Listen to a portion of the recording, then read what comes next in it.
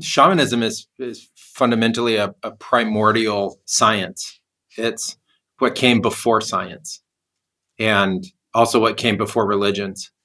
And it's a practice of moving into other states of consciousness fundamentally for the understanding of facts and the expression of them in a form of typically mythology that explains a greater context to what's going on, both for the people involved and typically the shaman's society or tribe.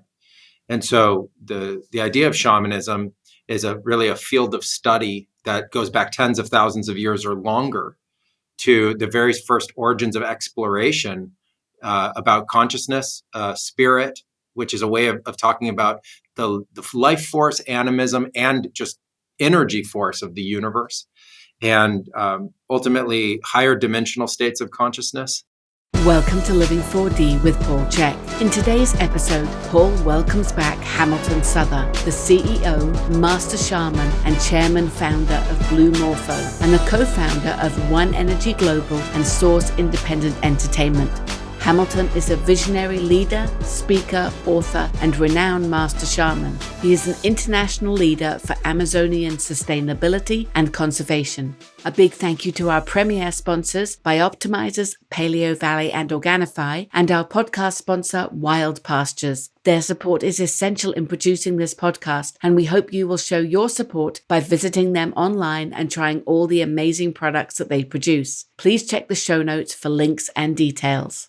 The topic of today's episode with Paul and Hamilton is shamanic consciousness. Hello, everybody. Welcome to Living 4D with Paul Chek. Today, I have Hamilton Souther back again. We're going to talk about shamanic consciousness. I'm hoping some of you, or lots of you, listened to our podcast that we did together last time. I think it was called the Plant Medicine User's Guide. We put a lot of effort into that one. It was a long but thorough podcast, probably the most thorough recording out there anywhere in the world that I know of on the topic. So, Hamilton, welcome back. Oh, thanks, Paul. It's a pleasure to be here and really excited about this podcast. Yeah, me too. What kind of feedback did you get from our previous podcast? Got really positive feedback. Most people just said that, like you just mentioned, it's a really comprehensive guide to the plant medicine space and the visionary plant psychedelic space, and what important information that was to have chronicled in one location. And they were just really thankful for it. Yeah, I got the same kind of feedback. I have a podcast coming up with Robert Forte. Are you familiar with him? No, I'm not. Oh, he's one of the pioneers of the whole psychedelic movement. He was friends with Houston Smith. He was working with Timothy Leary and Ram Dass and all those guys. He was part of that tribe. And he's like a historian on the whole thing. So I'm going to have a talk with him about the whole history of it and get the inside scoop on, the whole everything. I've listened to a couple of interviews with him, and they're fantastic. He's really sharp. So it's just exciting to be able to look at some of the developmental history of this stuff, as well as the current issues and things we're going to talk about. So the first question I wanted to ask you, Hamilton, just kind of lay some groundwork, because, the word shaman's used a lot today, but like a lot of words, it's kind of losing its meaning.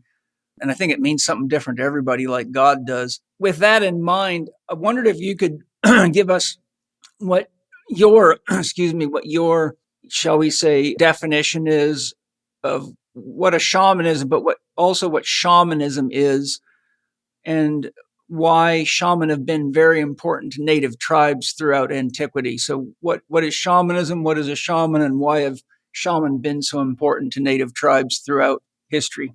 Yeah, shamanism is fundamentally a primordial science. It's what came before science and also what came before religions. And it's a practice of moving into other states of consciousness fundamentally for the understanding of facts and the expression of them in a form of typically mythology that explains a greater context to what's going on, both for the people involved and typically the shaman's society or tribe. And so the idea of shamanism is really a field of study that goes back tens of thousands of years or longer to the very first origins of exploration about consciousness, spirit, which is a way of talking about the life force, animism, and just energy force of the universe, and ultimately higher dimensional states of consciousness, and this intersection of the individual, this greater mystical context, and what can be discovered or found, which would be right out of any other understanding of discovery. And the practice of shamanism is vast. There's so many different kinds depending on the culture, but they all have something unique in common, which is the movement into a state that could be called other. There's a different state that is acquired, some kind of trance state, theta state, dream state, ecstatic state, etc., that an individual can go into. And what's unique about it is that they come back out of that state into an ability to converse with and communicate with their society, bringing back invaluable information, something very unique, purposeful, of great importance, either a kind of technology, a kind of healing, a kind of medicine, or a kind of answer for the need of that society. And that's kind of unique to shamanic cultures and ubiquitous across the planet. And so that's sort of shamanism. And a shaman is an individual who has been steeped in the arts of shamanism, who has studied and learned and trained within those arts, typically either directly from spirit, directly from nature, or under the tutelage of a lineage. So where it gets passed down from, one generation to the next, then those people are trained in the enculturalization, the understandings, the techniques, and the practices that ultimately convert them from kind of what you would think of as like normal person, not having these extraordinary experiences, to someone who's very proficient in having these extraordinary experiences and who can typically do it at will for the need of themselves and the tribe or their society. And those people are both medicine people, so they're like doctors of their tribes. And you have to think, going way back in prehistory, this is where there are no other kinds of doctors. These are the only doctors. They use all different kinds of plants and really kind of essential elements from the earth, like different kinds of animal parts and different kinds of plant matter to be able to make medicines. They go into these altered states of consciousness. In them, they can wield energies and vibrations and higher dimensional states, which are actually scientifically provable. They're facts. And in doing so, they can enact massive change to themselves, the individuals around them, and the environment. And they've played a primordial role in the development of humans and the development of human society and human civilization. And to the day, they still exist all over the world. And in places like where I live in the Amazon, they are actually a very important part and a very highly respected part of the society. And so they're revered for their role in society and the unique benefits that they can provide. And that even includes societies now that have Western medicine. So they're seen as having a unique importance and a unique perspective and understanding. They have a unique form of knowledge that has been unbroken, passed down now for thousands of years. And they have an ability to impart that knowledge and wisdom, both for the healing purposes and for guidance and teaching. And they have a high level of respect. What was the third category? The third was, why have they been so important to native tribes throughout antiquity? Yeah, and they're important. But I think you've kind of covered that. I kind of covered it, yeah. The importance is that they're a unique person within the tribe that can fundamentally guide and support the tribe in all aspects, including political aspects. And many times the shamans were also the chiefs of the tribe. Right. And it's also interesting, too, because in my studies, sometimes a shaman would be a medicine man, but often in tribes they had a medicine man and a shaman. And the medicine men were more along the lines, I think, of a combination of an osteopathic or a naturopathic physician and a bone setter, but more oriented toward knowledge of plants and making, healing medicines for things like wounds and illnesses of various types. But the shaman seems to be the one throughout history that had the capacity to communicate with other dimensions and other beings more so than an earth-orientated practice of a medicine man. Is that something you would agree with? Yeah, I do. I think that you'll see now in cultures where there's a mix of those. But like, for instance, down here in the Amazon, they have your sobadora, or your sobador, and that's a person who's the bone setter. And then they have the equivalent of like the person who sells or knows how to make poultices and tinctures and things like that. And then you have your medico vegetalista or your shaman, which is a person who wields a kind of medicine that comes from those higher dimensional states or uses visionary plants. They have a unique connection with the universe, source, God, divinity, light, the creative elements of the world. And they seem to have an ability to tap into extraordinary or miraculous kinds of understandings that we describe as higher dimensional states. Yeah. Some of the couple of notes I wrote just while you were talking there is in my, Joseph, I don't know if have you ever seen the books Joseph Campbell's written that have a lot on shamanism? Yes, I have. I've got the really big ones, the very beautiful high gloss, kind of like coffee table style, very expensive, but very beautiful. But he has a lot on shamanism in those books. I think there's 3 of them. And I've studied those. And he and others, I've got a lot of books on shamanism in my library, probably, 70 of them. But there's a number of my books that show hunting maps where the shaman would go into a trance state, communicate with the spirit of the buffalo, the elk, the deer, whatever they were hunting. And the shaman would draw the hunters a map as to where to go to find the animals. And lo and behold, they were right consistently. I mean, I don't know how many times they weren't right, but the researchers that I've looked into and the shaman that have written about it and the writings that we have today show quite clear evidence that they were able to essentially remote view and then tell the hunters where to go and what kind of an animal would greet them there. And they were able to do that quite consistently, which is quite interesting because really that's remote viewing. And then it seems to me that even though Buddha is often considered to be the first psychologist or psychiatrist, it seems the shaman were actually the first psychiatrists.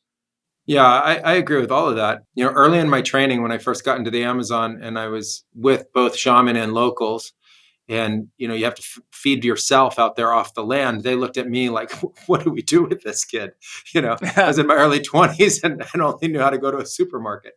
And so the very first thing they had me do was diet a plant that is supposed to help you both align with nature and be good for hunting.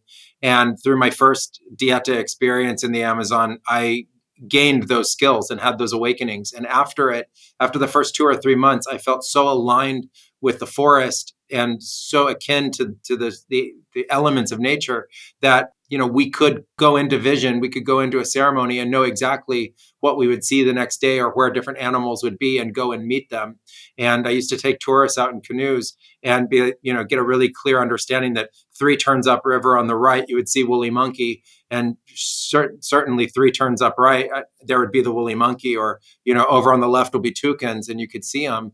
That's a feat that is ubiquitous in shamanism around the world, to be so connected with the animal spirits that they talk to you and they let you know where they are. Another feat that comes through in that sense is that when you do dieta in the Amazon, you're only allowed to eat 2 different kinds of river fish. And there's hundreds of species of river fish. And so you actually have to call to those fish in water that you cannot see into and actually like commune with them to come and be the fish, or you don't eat. So you have to literally catch those, and they have to sacrifice themselves or give themselves to your dieta to be able to eat. And you have to provide your own food during dieta. And that was something that I had to do over my first 5 years of training. And so I relate, incredibly to that. And in terms of the nature of psychology, I think the first people to start to understand the mind, the imagination, and the core codes of that were the shaman. And they mapped it. They fundamentally mapped the nature of those codes. They gave and ascribed meaning to the symbols that they could work with, which was typically the archetypal meanings or the animalistic meanings. They would provide extraordinary meaning to that, like bear means this and wolf means that and crow means this. And they were able to draw out very clear maps of psychology, psychiatry, treatments for it, and deep core understanding of how mythology forms that in the culture. Yeah, it seems to me, just because I've had so many people come to see me from all over the world that have seen shaman.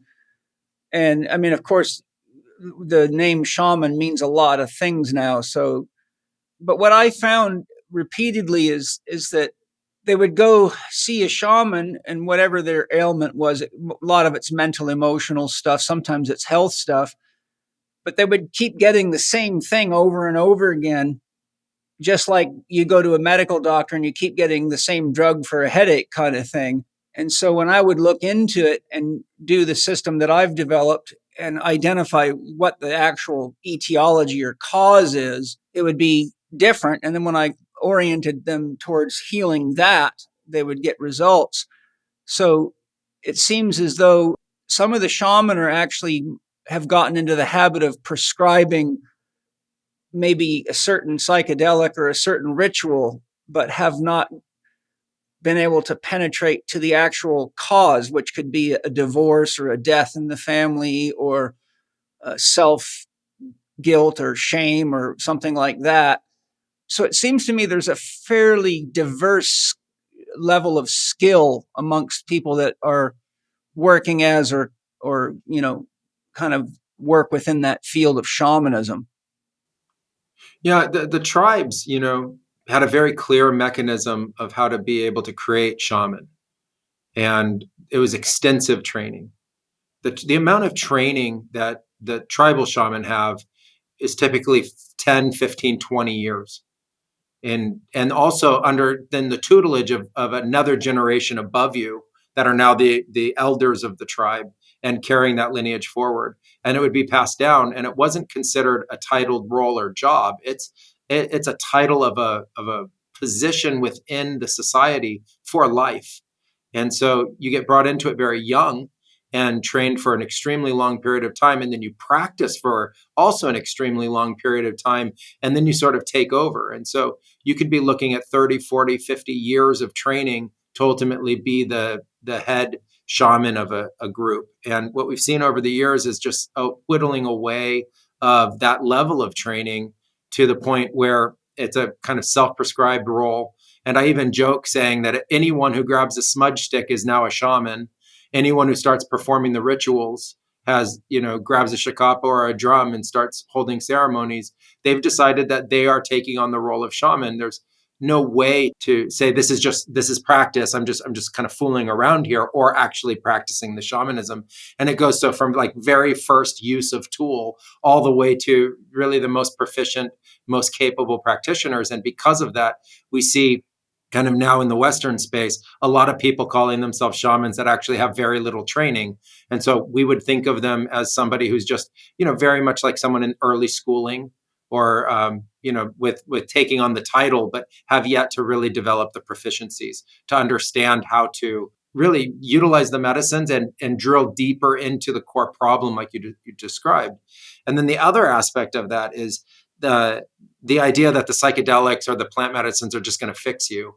And that idea, I think, is something that's very, very new to the shamanic space. And, my understanding was that there's real treatments that somebody goes through and that the practice is typically of a much longer duration than people's typical ability to go get treatment is.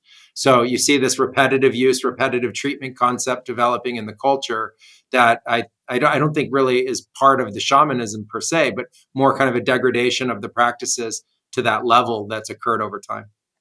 The reason I brought it up is because, one, because I've seen it several times, but two, because I think we're at this time in the world where, like anything, be it finding a doctor, a dentist, a physical therapist, a chiropractor, or a shaman, it's really hard because even amongst the best doctors from the same schools, chiropractors, whoever, the level of skill can range from almost non-existent to extremely good, whether it be a mechanic or a hairstylist or whatever.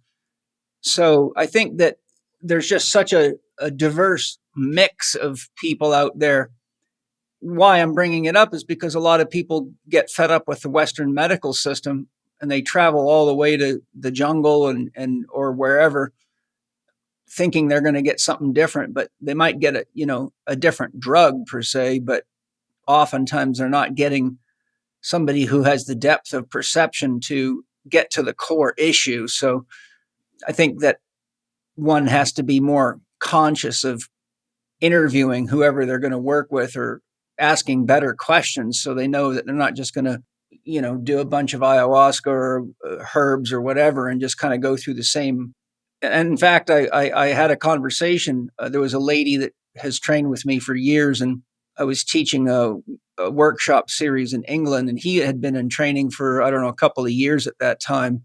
And I can't remember where he was at. He was somewhere in the Amazon as well. And I brought this up, and he said to me himself, he said on the break, he said, you're right. He says, I've watched people come with the same ailments repeatedly to the shaman I'm working with, and they do the same things over and over again, and nothing changes, but they're not changing the routine. And he was, of course, in my class, which I was going into a lot about how you get to the core issues of people. So he was finding it very helpful because it was adding to his understanding of shamanism to use these various approaches, which is why I built my system called Chek Life Process Alchemy, which is really using the principles of alchemy to identify some of these root causes. But it's always interesting. I think I'm bringing these things up just because I want to help educate people to be more aware of. And, you're one of the most, not only are you one of the most highly trained shaman I've been able to talk to, but you're rare because you can actually put things into the English language and in a context that people in the Western culture can understand. So that's very helpful, which is why I like talking to you about these things. Oh, I appreciate that tremendously. I mean, I think people out there need to heed this warning and understand that going and finding a shaman does not mean going and finding a doctor or a healer. And a shaman may just be a spiritual practitioner in today's world that can, help you with some energy or help you understand a totem animal or maybe connect you into a visionary experience, but that the real healers are few and far between. And, when I came to the Amazon, there were lots of people that called themselves shaman, and now there are even more. And many of them are charlatans. But the true healers, I was told by the real top people in the space, they said is 1 in 100. And that's already having gotten to the Amazon. That's in their own culture describing that, let alone what happened after there was Western interest and everyone and their grandson came out of the woodwork to say they have some shamanic lineage. This is when no one was paying attention to it anymore. And it was just a form of healing that you could find along the river. There were also people who were negative in it. There were also people that were considered nefarious practitioners. And so that whittled down the number of the good people are really capable of healing even more. And, ultimately, you might look at 3, 5, 6, 7 years to become a proficient spirit practitioner shaman, but you were looking at 5, 10, 15 years to become a proficient healer. And the healers had to learn how to diagnose. Now, they have no other form of imaging. So they have to be able to see into the body, like remote viewing, but X-ray vision into the body. They have to be able to know that. They have to diagnose physical ailments from energetic ailments to spiritual ailments to consciousness-oriented ailments. They have to be able to diagnose whether it's some kind of pathology in the body, like a parasite or a bacteria or a virus, from some other kind of potential ailment. They have to be able to see that, diagnose it correctly, create the appropriate treatment protocol, know the medicines that could be used out of 100 plus medicinal plants, then make the right combination of them, knowing which ones are counterindicated to each other, very much like a pharmacist. Then they need to walk you through that treatment process itself, which could last anywhere from a week to a number of years. And they would have to have the visionary capacity and having done enough visionary ceremonies to know how to wield all of those different kinds of medicine. And then when it was a spiritual problem or a consciousness problem, in the case of spirit, they would have to be able to go into the 4D realms and the 5D realms and actually know how to navigate those with clear consciousness and, in essence, recode someone's spirit. And if it was literally a problem in someone's consciousness, they would have to know how to go into even higher dimensional states and actually reorient that person's consciousness, which is like the core code to how they're cognating, the core code to how their mind is even forming in general. And so think about what kind of training somebody would need who's never been to school. This is typically someone who's illiterate in terms of the Western sense. And they have this innate and incredible capacity to learn these things. And then it's trained and honed over time. And so you take out of the population the number of people actually capable of that. And then those who are capable, who actually made it through the training, and which is severe, and people can even die in traditional training from how severe it is, the numbers just get smaller and smaller and smaller. And that's always been an ultimate problem for Westerners and for the Western interest in this, because there are just very, very few of those people alive. And many of them live in very isolated places. And some of them are not even known in the West. So Hamilton, you were just touching on something that goes right to my next question. And that's that in my studies of shamanism with a variety of the experts that write on it, it was really clear that shaman also engaged in the dark arts and were used in warfare to cast spells and engage in things that most of us today would be considering unethical or immoral. Can you share some thoughts regarding these aspects of shamanism, and how much of that do you feel might still be going on today? Yeah, we have to go into prehistory to really look at that. And it's a pre-notion of Western morality and the origins of, kind of the idea of yin yang and light and dark expressions in consciousness. And if we go even before that, I don't even think the shaman who were practicing would have even divided it into halves. I don't think they would have seen it as light and dark. I think they would have seen it as the actions that they were taking for the rationale behind those actions, and probably creating some kind of rationale for themselves about it. But fundamentally, across all shamanic cultures, literally all of them, there's this notion of using it for the enhancement of life, the benefit of people, the positive expressions, the health of people. And then there's also the notion of kind of a more nefarious state where it's being used to harm, create illness, create advantage, alter people's perceptions for various purposes or reasons, have greater control or greater power, etc. And when I came to the Amazon 20 years ago, those practices were very real and alive. There were both light practices and dark practices. That was also common across Southeast Asia, across Africa, across Eurasia, where these cultures are very strong still in terms of the awareness that I met of practitioners around the world, also up into Canada and the Northern Territories, down through the rest of South America, et cetera. So it was ubiquitous, clear that it's still a predominant form of practice in the world. And I think as there's greater encroachment, Western pressures on people, there's a tremendous need for people to look to all different kinds of arts to support them, including the dark arts. And I think a lot of it has to do with the pressures that people are under. But I to answer your question, it's prevalent and something that people need to be aware of and steer clear of, because that fundamentally is not life affirming. It's not healing. It's not in the benefit of others, yet it is real. Yeah. So my next question is, if shaman, magicians, and sorcerers can access and manipulate consciousness for either good or evil with no or greater or less limitation in their objective, what do you feel that tells us about the authentic nature of both consciousness and or God? Yeah, that's an incredible question. I think if we go to the essence of consciousness and we go to the essence of God, we see that they are both of universal expressions. And that as you drill down on those expressions, you categorize the nature of those expressions in the form of both light and dark. But in the nature of the universal expression, it's kind of represented under the umbrella of all, or anything that's actually currently manifesting. And that, God is ultimately responsible for the total manifestation of all. And consciousness is a field that God uses through which to create, and including now, not created in the past and now some, rolling kind of play of existence, but rather this continuous creating that is the universe.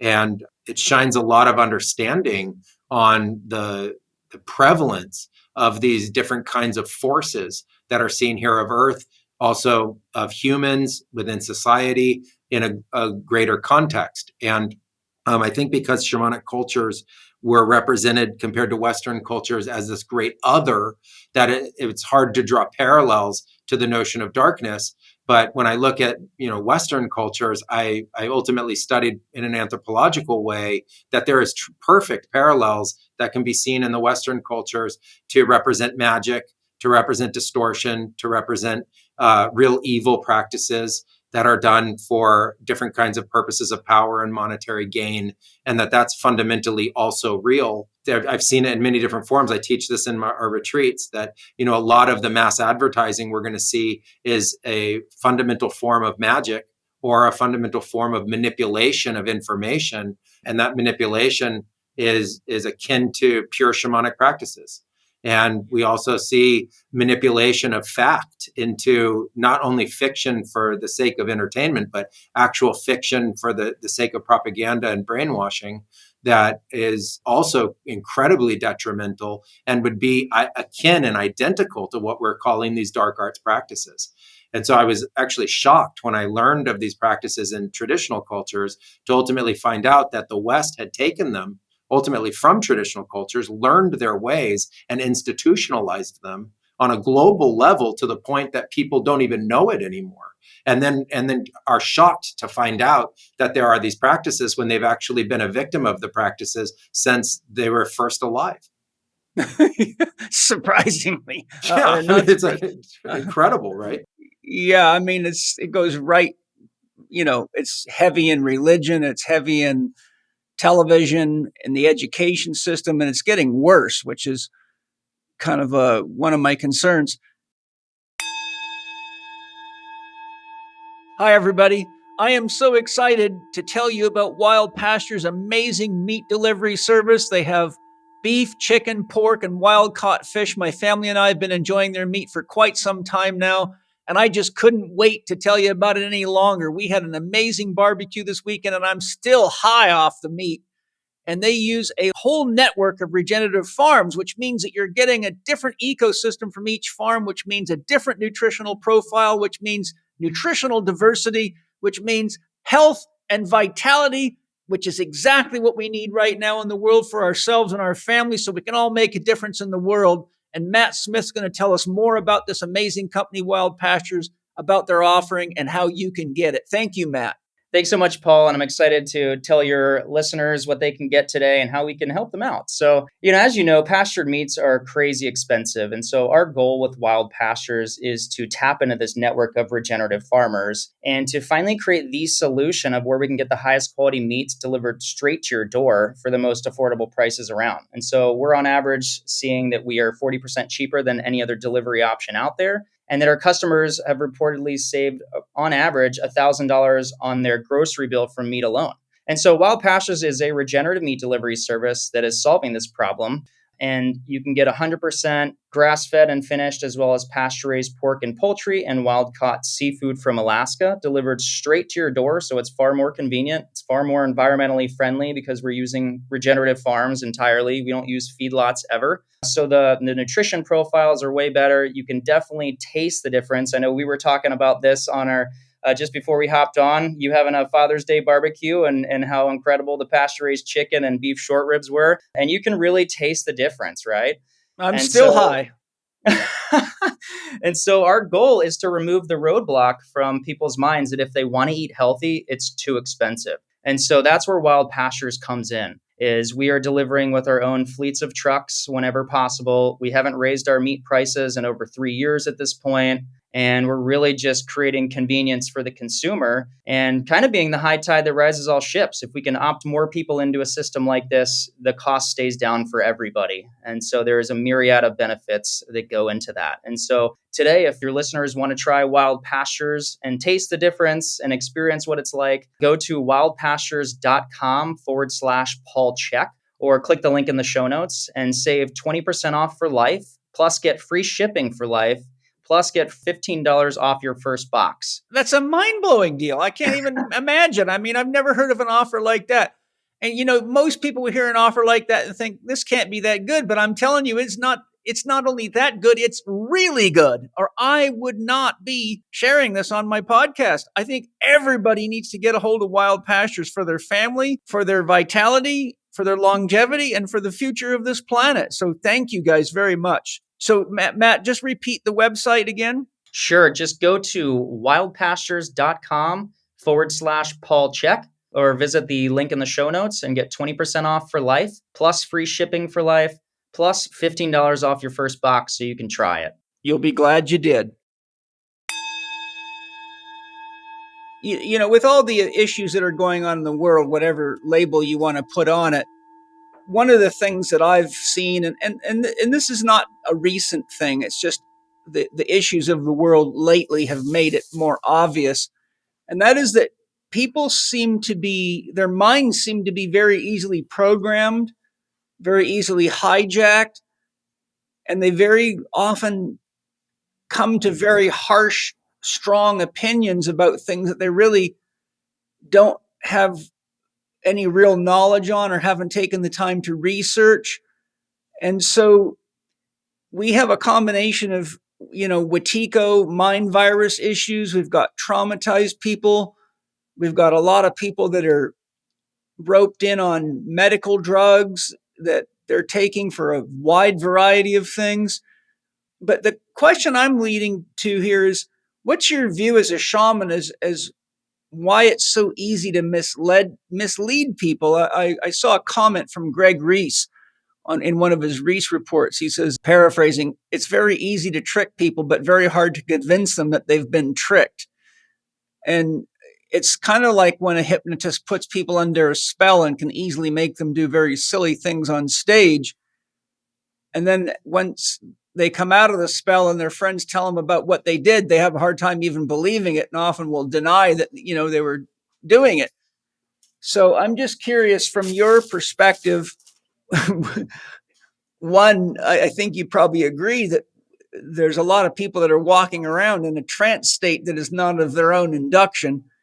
And two, it's causing problems at pretty much all levels of society. Three, the sorcerers behind a lot of these trances have some nefarious motives, and they have been for a long time.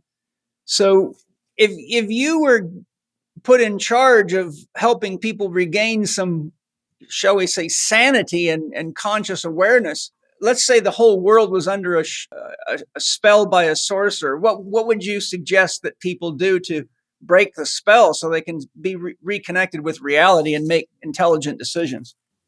Yeah, and I think what you're describing is fact, and it's saddening in a way that this is what we're facing as a collective. And when we break it down and we study it, ultimately a mind spell comes in the form of a false ideology. And so if you ask why it's so easy, the reason why it's so easy is because we've been presented these false ideologies since we were little, since we were in utero. And the false ideologies came in pretty much every form. And to get really to the nitty gritty of the point, the false ideology is perpetuated in language on either side of the verb is.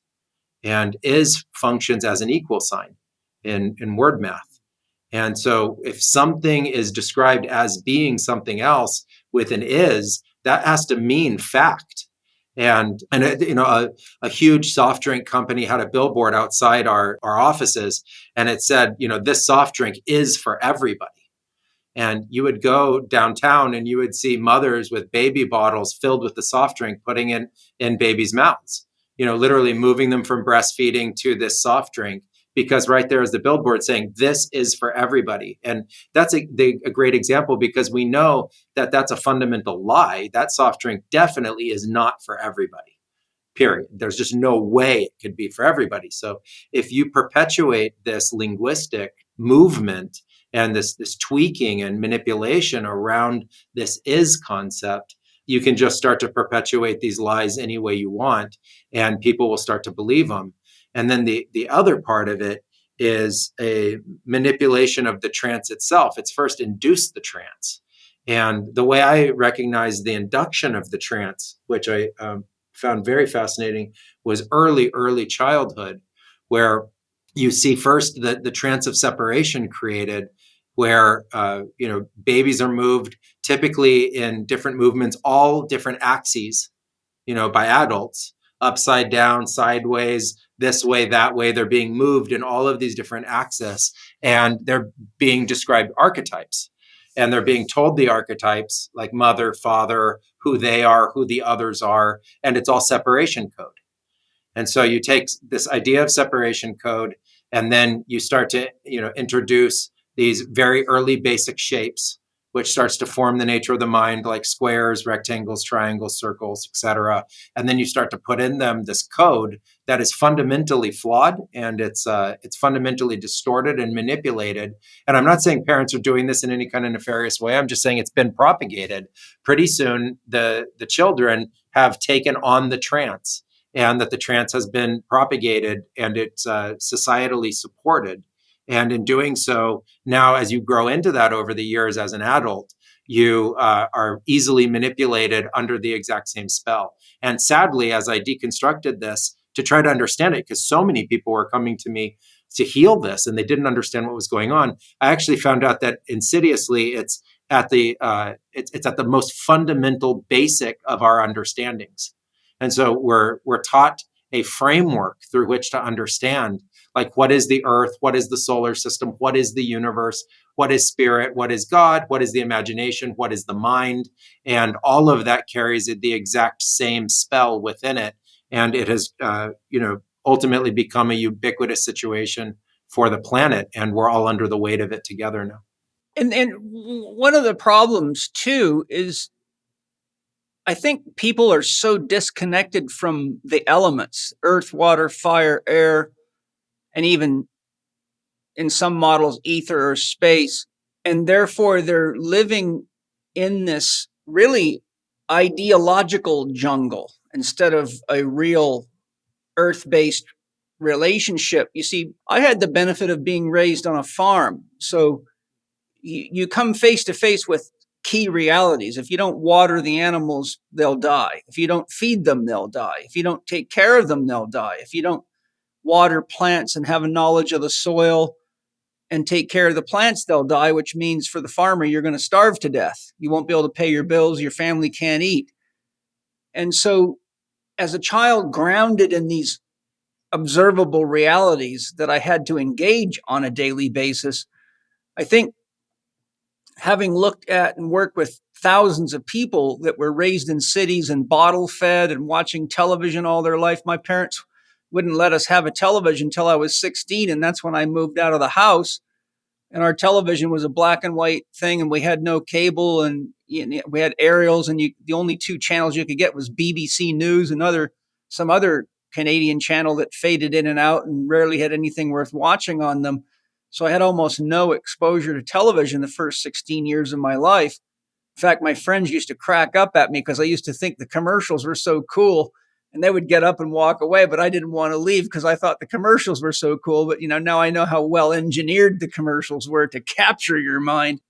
But the point I'm making is, I think one of the fundamental problems that's behind a lot of this is that people have been so uprooted from the elemental environment where there is really only the reality of the flow, the heartbeat, the pulse, the metabolism, digestion, assimilation, and elimination that is inherent in all natural processes, which is really what Chinese medicine is totally based on. So I think people not having a grounding in the way the elements work together. For example, life force, the word qi means steam in Chinese. And in order to make steam, you have to have fire. You have to have earth, a pot to hold the water in. You got to have water, and you have to have atmosphere. And no human being can be healthy if they have an imbalance in those elements. In fact, all ailments can be broken down to some imbalance of earth, water, fire, air, and then the space within them, which could be mental space, emotional space, etc., dream space. So I'm just curious what your thoughts are in that regard. Yeah, the ideological jungle is real. The ideological dissociation, which looks like ideological separation, is real. And you have people that basically have their basic needs taken care of. They're living inside, fundamentally boxes, engineered environments, no longer really representing nature, although it's made of nature, like, crushing rock and sand and making concrete, but ultimately to build buildings and these glass and steel buildings, et cetera, but completely isolated. Looks much more like a science experiment than it looks like, living kind of in and with the earth. And pretty soon you have a matrix of ideologies that have really nothing to do with the elements that you're described. they're based on the fact that those elements that you described are fundamental to the universe and fundamental to Earth. But they allow for this abstraction layer to be created, which is fundamentally mind. And so you see people now living entirely in the matrix of the mind, debating the mind and debating the categories that they use within the mind to describe their understandings of themselves and their roles within life and the greater context of life around them. And it's sadly fraught with, all sorts of fundamental discrepancies. And so you get this great polarization within society, but ultimately of people that have lost the connection, the core connection to the nature of these fundamental principles. And that those fundamental principles are actually very orienting, grounding, healing, and supportive balancing of an individual. And so we see a kind of psychological disease start to form, and also a collective trance start to form that's ideological in matrix, not nature in matrix. And, it leads to a certain kind of psychological disorder. And we see, most people, sadly, in one form or another, falling into that category. And so I think it's you have a very clear observation there that I'm in agreement with. And one of the things that the shamanic practices are great at is typically bringing somebody back into a core connection with those, fundamental elements. And that as somebody comes into connection with them, there's a natural kind of orienting, balancing, and healing that takes place that lets them see through some of that delusion and illusion that they were operating within. And there's a kind of natural awakening that takes place. Yeah, the other issue that is part of what you've just described is that because we are trapped in a mental reality that functions with or without connection to the physiosphere and the biosphere, the ideology that is injected into people through all the means we're talking about actually crosses right over into their perception of what food is and what good food is. And for example, I'll give you an example of something that irritated me to no end. I'll give you two examples. I've worked for many Olympic committees and top sports teams, and I reached the top of my profession a long time ago. And I was once, I lectured for years in Australia and New Zealand. They were very big on my teachings when the Americans were slow to catch on. So I spent several years, probably about 5 years, mostly in Australia and New Zealand. And they had just built a new Olympic training center in Auckland, New Zealand. And so once they opened it so that the public could come train, they had a beautiful gym. So I started going there whenever I could to get my workouts in, because I had Olympic platforms and the things I needed to train the way I train. And Penny texted me one day and said, "I'll meet you in the cafe." So I walked to the cafe and we sat there and had an espresso or something. And there was a bunch of pamphlets on on every table, and the Olympic Center there was sponsored by Nestle. So I was just curious what these pamphlets were. So I pulled it out, and it was produced by Nestle. And the pamphlet begins by saying, "Did you know that sugar is an important part of a balanced diet for every athlete?" And I showed that to Penny. I said, "Oh, look at this. They're not referring to complex carbohydrates. Of course, it's Nestle. They're referring to processed sugar." And I said to Penny, "I've been in this business a hell of a long time. I haven't met a single athlete yet, nor I've even met a nutritionist that knows what a balanced diet is or how to go about figuring out where the imbalances are and how to produce a balanced diet." I said, "So imagine all the parents sitting here with their kids reading this, believing that because it's in the Olympic Training Center, which is the most elite training organization available probably for the public access, the people are actually going to believe this shit." So the point I'm making is that this infection of the mind crosses over to infect our concepts of the core principles of the elements, and even what good water is. For example, I've seen many Dasani commercials that say 7 times filtered. Well, most people think that means it's better water, but they don't realize water has to have organisms in it. water has to have a unique chemistry to it. It has a unique natural energy to it. And most of the water they're filtering is tap water. And by the time you filter every single thing out of it, you don't have living water anymore. You've got dead water. So these are points I'm making to show how this psychological manipulation actually disrupts the ability of every individual that gets caught in that trap to not only recognize what good food is and good water is and good basic living practices are, but these people show up in my lectures and argue with me like I'm crazy and till they're blue in the face to defend their disease. So I'm just curious if you have any thoughts on that. Yeah, I do. Fundamentally, yes. It's first of all fascinating because the best water is never needed to be filtered directly from the earth. Right. And yeah, like why would it be contaminated to start with? And so I think that fundamentally we're getting at a question of where do you start the nature of your argument to create your rationale? And so if you're living in a world of polluted water and you have to filter the water to have clean water, that's, in essence being presented as better. But better is not needing to filter water because the environment you live in is pristine and clean and you can just drink the water. The other part is, well, where does it packaged in? Is it packaged in plastics? So now your water is 7 times filtered, now contaminated with microplastics and plastic molecules. And then, has those plastics been heated over the time since they've left the factory? Like what's the supply chain associated with actually delivering that there? And I just think that people, live in a fantasy reality of what life even really is. And I think, I go back to the nature of animal. I go back to the mammal, the actual biology of us. And I go and I think, we get presented with the archetype in our mind that we're taught to defend when we forget the biology of our cells. We forget the mitochondria. We forget the microorganisms. We forget the billions of intestinal bacteria that are also us as we're having this discussion.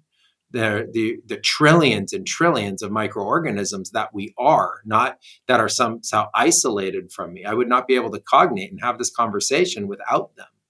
And the nature of health and the nature of digestion, the nature of the enzymes and how we evolved to even be humans, how there was over 1 billion years of life of continuous evolution to get to the very first human, and how there have been another 1,000,000+ years of life to get to us. And I think people have fundamentally forgotten this. Just it's part of the mind disease to not see the collective evolutionary supply chain and what humans have ultimately done to the earth to be able to create the current version of society that, in which we're describing. And when it comes to foods, there's this belief that what we're eating that are called foods for humans is food and the rest of everything else isn't, when the food that we're describing is mostly a form of process and chemistry. So it's actually like a science experiment. It's not even quote unquote food. And the natural foods that we're provided are the ones that are good for shipping.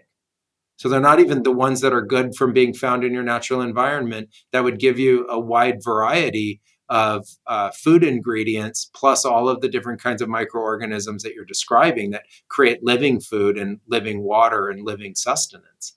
And so I think we, many years ago turned away from life, literally got scared of the diversity, got scared of the speed of evolution, the mutation, the transformation, the what we call illness and disease, and we tried to control it. And in doing so, we've abstracted it.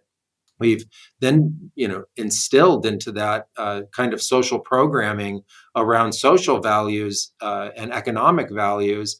Cheaper, faster, better does not relate to food and health.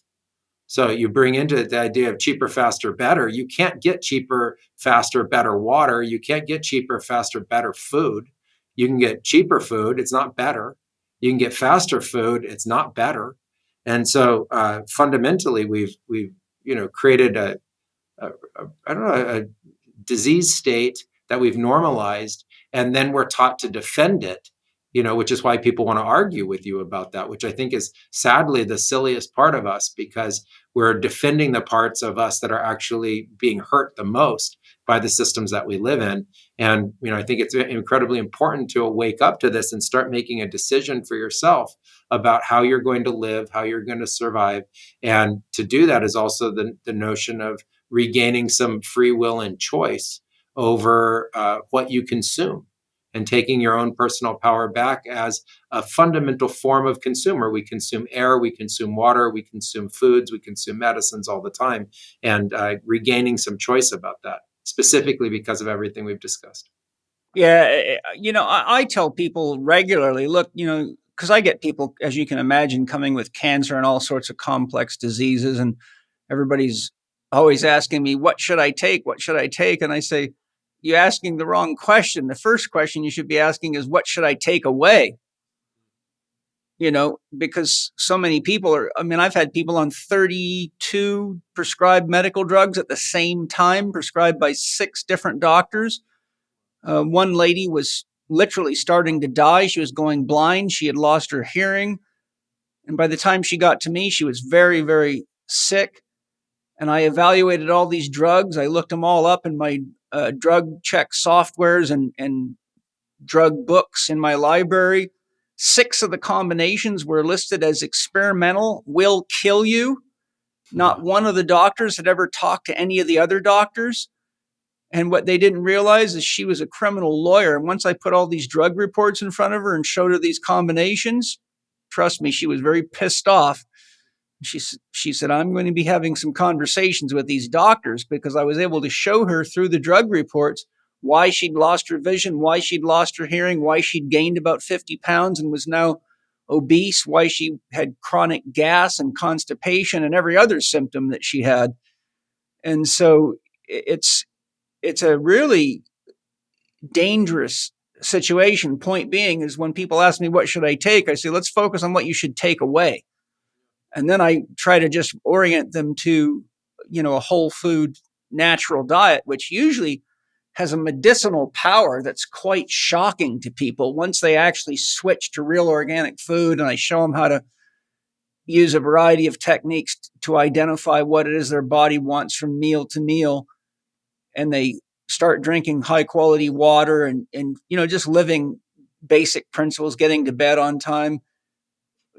What most people think of as miracles begin to happen. And I think if people realized how much money is being spent just by taking advice from people with fancy degrees, but as I say to my patients, don't go to unhealthy doctors for health advice. I metaphorically say, it's kind of a true metaphor. I say, if you're going to go to a health teacher or anybody that's a personal trainer or a strength coach or educator, they should be able to teach you in their underwear, because you should be able to see the results of their own philosophy right in front of them. And I said, how many people in the medical profession wouldn't come to work if they had to go to work tomorrow in their underwear? Well, most of them. And so I think, we need to start putting some common sense to all this. The other thing that I've always found fascinating, and I researched this a few years ago because I had a hunch. I looked up all sorts of authors that were writing top health and diet books and looked at the pictures on the books that were recently published. And then I scanned the internet looking for other pictures of them. And almost every single book by an author had a picture of them that was usually 10 to 20 years old, that made them look a lot healthier than they were when I found actual pictures of these people. And I'm like, okay, look, this is before even photo manipulation on social media. So many people are running this kind of illusion and selling their health ideas as good for everybody. I just think my point really that I'm driving at is, people need to really actually slow down a little bit and have some common sense and start asking, what should I take away? And am I eating real food and drinking real water? Because you could be running to doctors and therapists for the rest of your life, and psychiatrists and psychologists, when you haven't even done the most important thing. And when you look at the research on the microbiome and how just the bacteria in our gut affects our psychology, the production of hormones, the balance of hormones. And as you were mentioning earlier, you're sitting there making intellectual thought processes and decisions that you couldn't do without microorganisms. But science shows us that 90% of what we call the cells of our body are actually not our cells. They're bacteria, viruses, fungi, and parasitic organisms. And the other thing is we're 99.9% water based on molecular count. And that water will absorb almost any frequency into it, whether it be consciousness, psychic frequencies, to electromagnetic pollution, to the frequencies of the earth. So if people aren't protecting themselves from electromagnetic pollution and drinking clean water, I mean, every animal you eat that was raised on a commercial farm is just laden not only with the toxins in that environment, but with the emotions and the fear of that animal. And so one of the things I tell people all the time is the first thing you need to do to decide whether or not you're eating too much meat is go stand and witness a slaughter, so you can actually really experience the death of the animal and see how real that is, and realize that a life is being sacrificed for you. And I found that anybody that does that has a much more innate sense of limiting how much meat they eat, instead of just consuming meat like crazy, which is just the opposite of vegetarianism. It's the same disease, but the pendulum just swung the other way. Hi, everybody. I hope you're enjoying the podcast. You know, I love my kids, and I'm sure you love yours too. That's why I'm thrilled to announce that Organifi has just released their new kids line, Organifi Kids, with 2 initial offers to address the most common needs of children today: Easy Greens and Protect. I can't tell you how important these products are, considering that most children today are not getting enough greens to meet their nutritional needs, not to mention the fact that our children literally are our future. I recently watched an interview with Zen Honeycutt, founder of Moms Across America. She and a panel of experts exposed the fact that most kids' school lunch programs contracted out to fast food corporations, and if that's not bad enough, she ran lab tests on a significant number of kids' school lunches and found that not only was the food very devitalized, but that it was absolutely loaded with high levels of many dangerous pesticides, including glyphosate. As I show in my book, How to Eat, Move, and Be Healthy, most of these pesticides not only disrupt normal hormonal function, they can also cause abnormal growth and development and are commonly linked to cancer, and we have the highest rates of cancer in children in history right now. Organifi's Easy Greens and Protect for Kids are made with organic ingredients and custom formulated for kids 2 and older. Additionally, these excellent, much-needed products are formulated for daily use. The main benefits of the new Kids Easy Greens includes daily superfood greens and gives your child optimal nutritional diversity, and the everyday nutrition in Kids Easy Greens fills common nutritional gaps. Kids Easy Greens is also formulated to support digestive health, which many children need today. The main ingredients in Organifi Kids Easy Greens are nutrient-rich veggies, including carrot, broccoli sprouts, spinach, and beet, superfoods moringa and chlorella. Digestive support includes digestive enzymes, probiotics, and fiber. Additionally, Organifi's new Protect for Kids offers fast-acting immune support formulated for kids that is gentle enough for daily use. So with Organifi Protect for Kids, you can rest assured their immune system is always being supported. The main ingredients that Protect offers for your kids are orange and acerola cherry, powerful sources of vitamin C and antioxidants; astragalus, a potent adaptogenic root used to support and boost the immune system; elderberry, an antioxidant plant nutrient that supports the body's defenses against illness; propolis, the bodyguard of the beehive, can help naturally prevent sickness and naturally modulate the immune system. These excellent kids' products not only taste fantastic and are low in sugar, they're very easy to use. Just add them to a glass of water or your favorite juice and stir. To get your kids the nutrition and immune support they need and deserve, go to Organifi.com/CHEK20. That's ORGANIFI.com/CHEK20. And on checkout, use the promo code capital C, capital H, capital E, capital K20 for 20% off. It gives me great joy knowing I can help you find excellent organic nutrition and immune support for your children so they can be as healthy as my kids are. Now, we've talked about shamanism and what it means to be a shaman, but to sort of set the stage for the rest of our conversation, I always like to clarify words so that people don't jump to their own conclusions about what we're saying. So if you could share from your perspective as a shaman, if you use the word consciousness, what are you really talking about? Consciousness for me is a field that is innate to the universe, through which all perception, all cognition, and all sense takes place. And if you're of the field of consciousness, it can allow you self-awareness. It can allow you the ability to know your own thinking and ultimately, express language. But fundamentally, everything that is of some kind of perception has this link into that field of consciousness. So consciousness is a field that allows for perception. Yeah, there's, as you are surely probably aware, there's many definitions of consciousness. In my new book series, I probably share at least 6. But Itzhak Bentov, who, I don't know if are you familiar with Itzhak Bentov's work? I've heard of it, yeah. He wrote the book Stalking the Wild Pendulum and a few others, but he describes consciousness as the total flow of information in any system. So from a universal perspective, consciousness would be the total flow of information.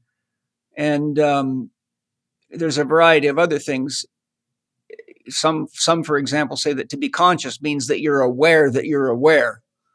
So people may not really understand that. But for example, I'm aware that I'm talking to you right now, but I'm also aware that I'm talking to you. In other words, there's something sitting behind just the awareness of my words or the presence of you on my video screen that's witnessing it all, which really what I would be considered as consciousness itself. So I distinguish big C, which is God consciousness, from little c, which is the awareness of phenomena. So the sound of my voice would be phenomena, but big C, source consciousness, would be what's behind it all. Edward Edinger, a famous Jungian analyst and psychiatrist, says consciousness is a psychic substance produced not blindly, but in living awareness of opposites. And I think there's a lot of reality to that because consciousness is tangible, right? We know when we're with someone that has a high level of consciousness, that you can feel it in them and around them. And consciousness cannot be created without positives and negatives because we would have no way to make meaning without it. So I think Edinger has a very good definition there. How do you define the unconscious? I debate the unconscious. I would say that it's the unconscious exists in that which is not yet awakened. And so it's the deep undercurrent within us. But once awakened, I don't think there is an unconscious. I think there's an awareness of what was unconscious. And unconsciousness is fundamentally not yet awakened. And I don't think all humans are awakened. I don't think it's about human to be awake. I think of it as a continuum that once the universe makes this very interesting mutation or evolution, which is when you come into existence. But before you, the universe exists and you're not yet divisible within the universe. And then all of a sudden you are, that when that happens, you start a journey of universal awakening. And so before the awakening, unconscious, and then after the awakening, conscious of the unconsciousness. Yeah, I think, there's lots of definitions of the unconscious, and a lot of people debate it and things like that, but I work with it all the time. It's part of my daily spiritual practice to engage the unconscious. So really, when I'm speaking of the unconscious, I'm speaking of everything that's below the ego's awareness, which is a vast sea of information. Yeah, fair enough. Agreed. Under that definition, yes. Yeah. Yeah. But I think more than the other. Well, far more, yeah. And I think too that really one of the most important aspects of spiritual development is bringing as much of the unconscious into conscious awareness as one element of it, but also developing a relationship with the unconscious, which really makes up a huge aspect of one's soul. And my experience and my model and my investigation is that, it it usually takes people to have enough pain and challenges in their life to realize their ego is not a reliable leader, and that there's something deeper in them that has been trying to get their attention for a long time. And oftentimes when I teach people how to connect to their soul and they experience their soul, I say, now, how many of you have felt those feelings before? And almost every hand in the class goes up. And I say, how many of you have felt those feelings telling you not to do what you were about to do, but you ignored them? And almost every hand in the class goes up. So I say, how many of you are now ready to realize that there is a lot more intelligence inside of you that's capable of telling you the truth when you're not used to listening? And are you ready to listen to it now? And so in alchemy, they have a beautiful way of expressing this. They show a picture of a horse. And by the way, the horse is a symbol of freedom. And on the horse, there's two riders, which is the same body. So it might show two Hamiltons or two Pauls, but one of them's leaning to the right and the other one's leaning to the left. And the horse has this look of confusion on his face. So one represents the ego and the other one represents the soul or the unconscious. And so when the work of alchemy comes to the point where there's the sacred marriage of the male and the female, or the conscious and the unconscious, there's only one rider on the horse and the horse isn't confused anymore. And I think that's such a beautiful reality right there. And I actually had my artist recreate that image or images so I could share people why I think alchemy is such an important concept. Agreed. The unconscious under your definition is vast and part of what I call the universe, sort of the Yes, rest it of is. the universe. So there's Yes. like what ego understands and the lens through which we see in the mind, and then the rest of the universe. And it's opening up to that. And I appreciate that notion of that definition of the unconscious as saying, hey, you might want to look there. There's more going on. Now, a lot of people don't distinguish between unconscious and subconscious. For those listening, there's a very good book I highly recommend people read. It's called Your Body is Your Subconscious Mind by Candace Pert. Very, very good book. I describe the subconscious as the wisdom of the cells of the human body. So the unconscious is all the information your ego is not aware of, but the subconscious is the wisdom of the cells that digests, metabolizes, assimilates, eliminates, handles 30 billion biochemical reactions a second, and is a vast, vast warehouse of knowledge as well. So I'm just curious if you have your own definition of subconscious, or do you make any distinction there? I do. I think I like your definition of the subconscious, and I just tie to it the deep undercurrents that of all of that biological chemistry and alchemy that's taking place, how that starts to come into the origins of the impetus of thought, the origins of the impetus of action and craving. Like, what would drive you in your deepest core psychology to take a breath? What would drive you to find a glass of water? What would drive you to pick a piece of fruit? What is the nature of that urge within you? So yeah, I do think of the subconscious as very important and something that we dive into a lot in the plant medicine space. Yeah, I think, too, the subconscious is really the home of our instincts, and people are dangerously disconnected from their instincts because they're dangerously connected with their bodies. Exactly. And I think when you look at the issues of what's going on in the world today, most people's reaction, or that have any agency in them, would be, okay, what can I do in the world? Should I sign this petition? Should I go picket, or, whatever I do, start a lawsuit? But the reality of it is that if you first regain your instincts and take care of your body, then you start getting more in touch with reality. But one of the things that happens is your mind starts to clear up. You start sensing things more accurately, and you also have enough life force in you to actually do something. But today, most people have so little vitality, they can barely keep their bodies alive. So when it comes to dealing with the issues of the world, there's no resources there. And I think that's one of the real threats that we face as we approach And as we're in such an environmental catastrophe, but we could easily be on the edge of something very serious, like the extinguishing of the bees and the insects, which could cause food shortages worldwide. So in order to have agency to get involved, whether it be protecting the soil or the trees or the earth, or trying to raise public awareness so that these corporations don't keep destroying our very survivability, you have to have enough connection to your instincts to start actually listening to them. And that means instead of drinking more coffee at night, it means going to bed. It means instead of taking more drugs, it means paying attention to what you're putting in your mouth and what it's doing to your body and your mind and your emotions. So my only point is that I think because we're so disconnected from these levels of ourself, most people don't know where to begin balancing or healing themselves. And as we said earlier, instead of it being common sense, I need to sleep more, I need to move my body more or whatever, it's what drug do I need to take? And so you just get further and further down the rabbit hole. And the problem is when people use drugs and other types of manipulation like that, they actually don't realize that though they have less symptoms, they're pushing the disease deeper and deeper into the system where it ultimately proliferates. And I can't tell you how many people I've met over my career that came to me with tears in their eyes and said, Paul, I was healthy.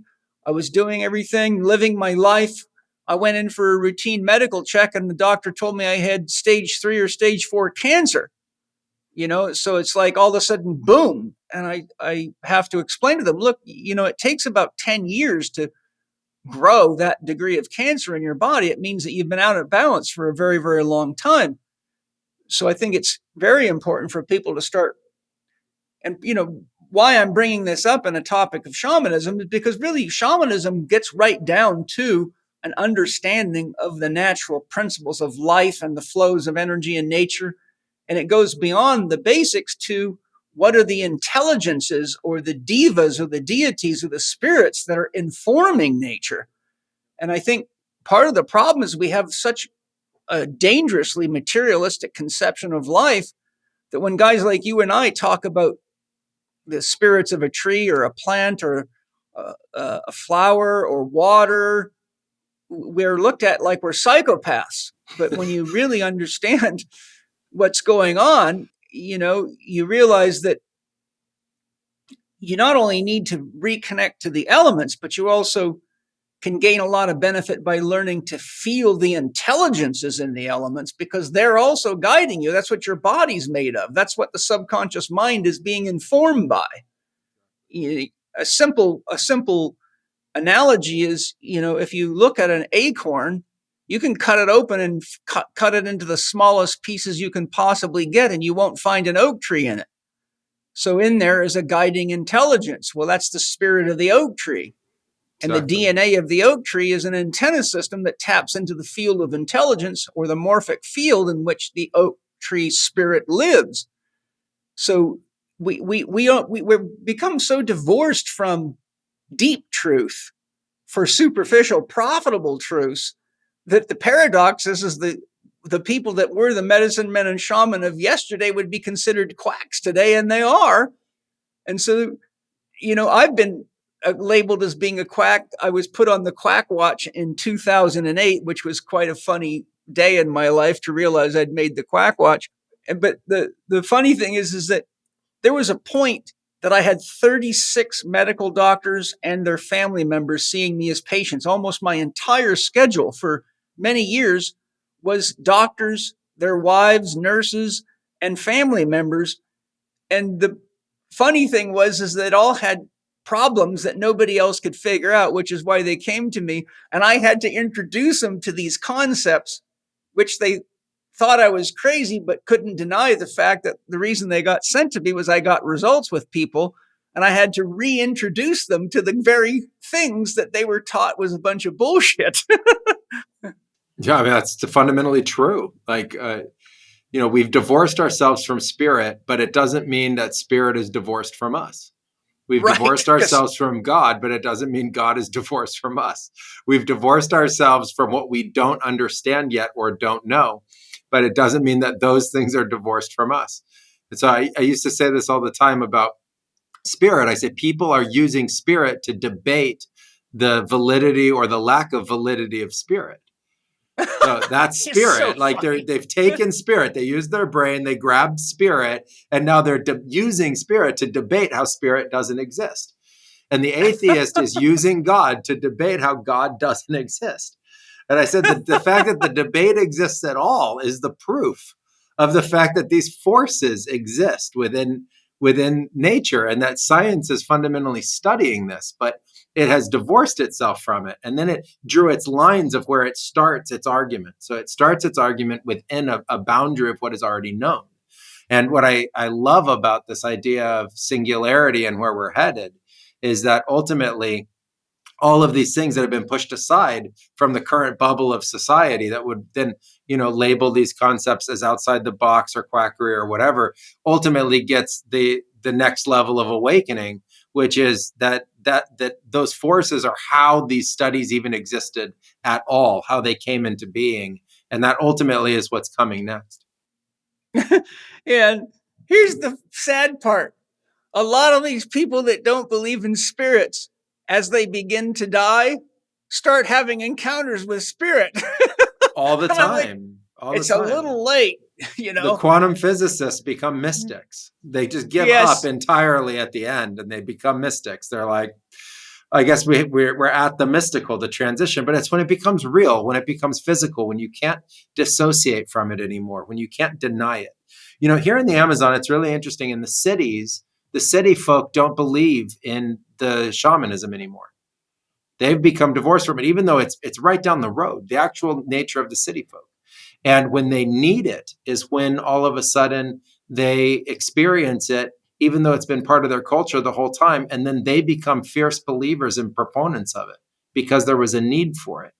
And so I think this is a commonality of that mind trance, that kind of mental illness we're talking about, which is a dissociation, a removal of the fundamental way that we've learned to speak and understand about forces, about the universe, about something greater than ourselves. And people then want to deny it. And they've turned the material world into a kind of utility. But the material world is miraculous. There is still no explanation for all the matter in the universe. Literally none. Even if there was a big bang, there's no explanation of the energy released to create it. There's still no explanation, like literally zero. And people are like, I have no need to look at that. Oh, okay. All I needed to know is this idea of a starting point is good enough for me, like the start of a race. The trigger's pulled, the shot is out there, the sound burst goes, okay, it started. Woof. Okay, I feel good now. I'm contained within that. But fundamentally, there's still no true explanation that can say, oh, this is exactly how trillions of galaxies have been created and with trillions of stars. And then billions and billions and billions of planets associated with those stars. So there's literally zero explanation for the matter that is your body right now while you use that matter to debate those principles. Well, I also tell everybody, and from the perspective of alchemy, but just common sense, matter cannot organize itself. So the analogy I use is, how long will you have to stand next to a pile of rocks before a toaster oven, a car, or a Rolex watch jumps out of there on its own accord? Well, the answer is infinitely long. There's a guiding intelligence. And, one of the key principles of alchemy is that spirit is essentially within matter itself. And there's an old saying that's quite appropriate. Matter is spirit moving slowly enough for you to interact with it. And ultimately, that's what it is. One of the funny things that cracked me up one time is I was watching a lecture by Nassim Haramein, and it was about consciousness. And he was addressing the fact that so many quantum physicists and standard physicists of all types absolutely reject the idea that consciousness is fundamental, and think that consciousness can only come from the brain, and think that consciousness should not be included in scientific investigations or equations. And so Nassim Haramein, in his usual style, said, what do what the hell do you think's writing all those equations on the blackboard? I'm like, too true. I'm going to ignore the fact that something's moving through me and giving me conscious awareness, and I'm writing about it, but I'll tell you that doesn't exist. I think those people are, going to the name of living 4D. I think they're living 3D fixated. And because of that, they don't understand that it's at the 4D where these phenomena become explainable. And they have to actually up their cognitive capacity. They have to up their linguistic capacity to a 4D understanding and 4D geometry within their brain, within their mind, to actually be able to cognate at that level of patterns to understand what we're talking about. And so while they're fueled by it, it's fueling their disbelief. It's oriented to disbelief. It's oriented to shunning it from the notion of the body of knowledge and thought, because they themselves cannot operate at 4D. And they are not awake yet at 4D. They can be potentially very IQ based smart at 3D, but they're fundamentally 3D fixated. And that just creates an incredible distortion in the field about what they can understand and what they can experience. What are you using to define within yourself what the fourth dimension is? Because classically, the fourth dimension is time, length, width, depth, and time. When you're speaking of 4D, what are you referring to it as? Yeah, well, I'm referring to it as that, but I'm recognizing it that as a fundamental kind of geometry.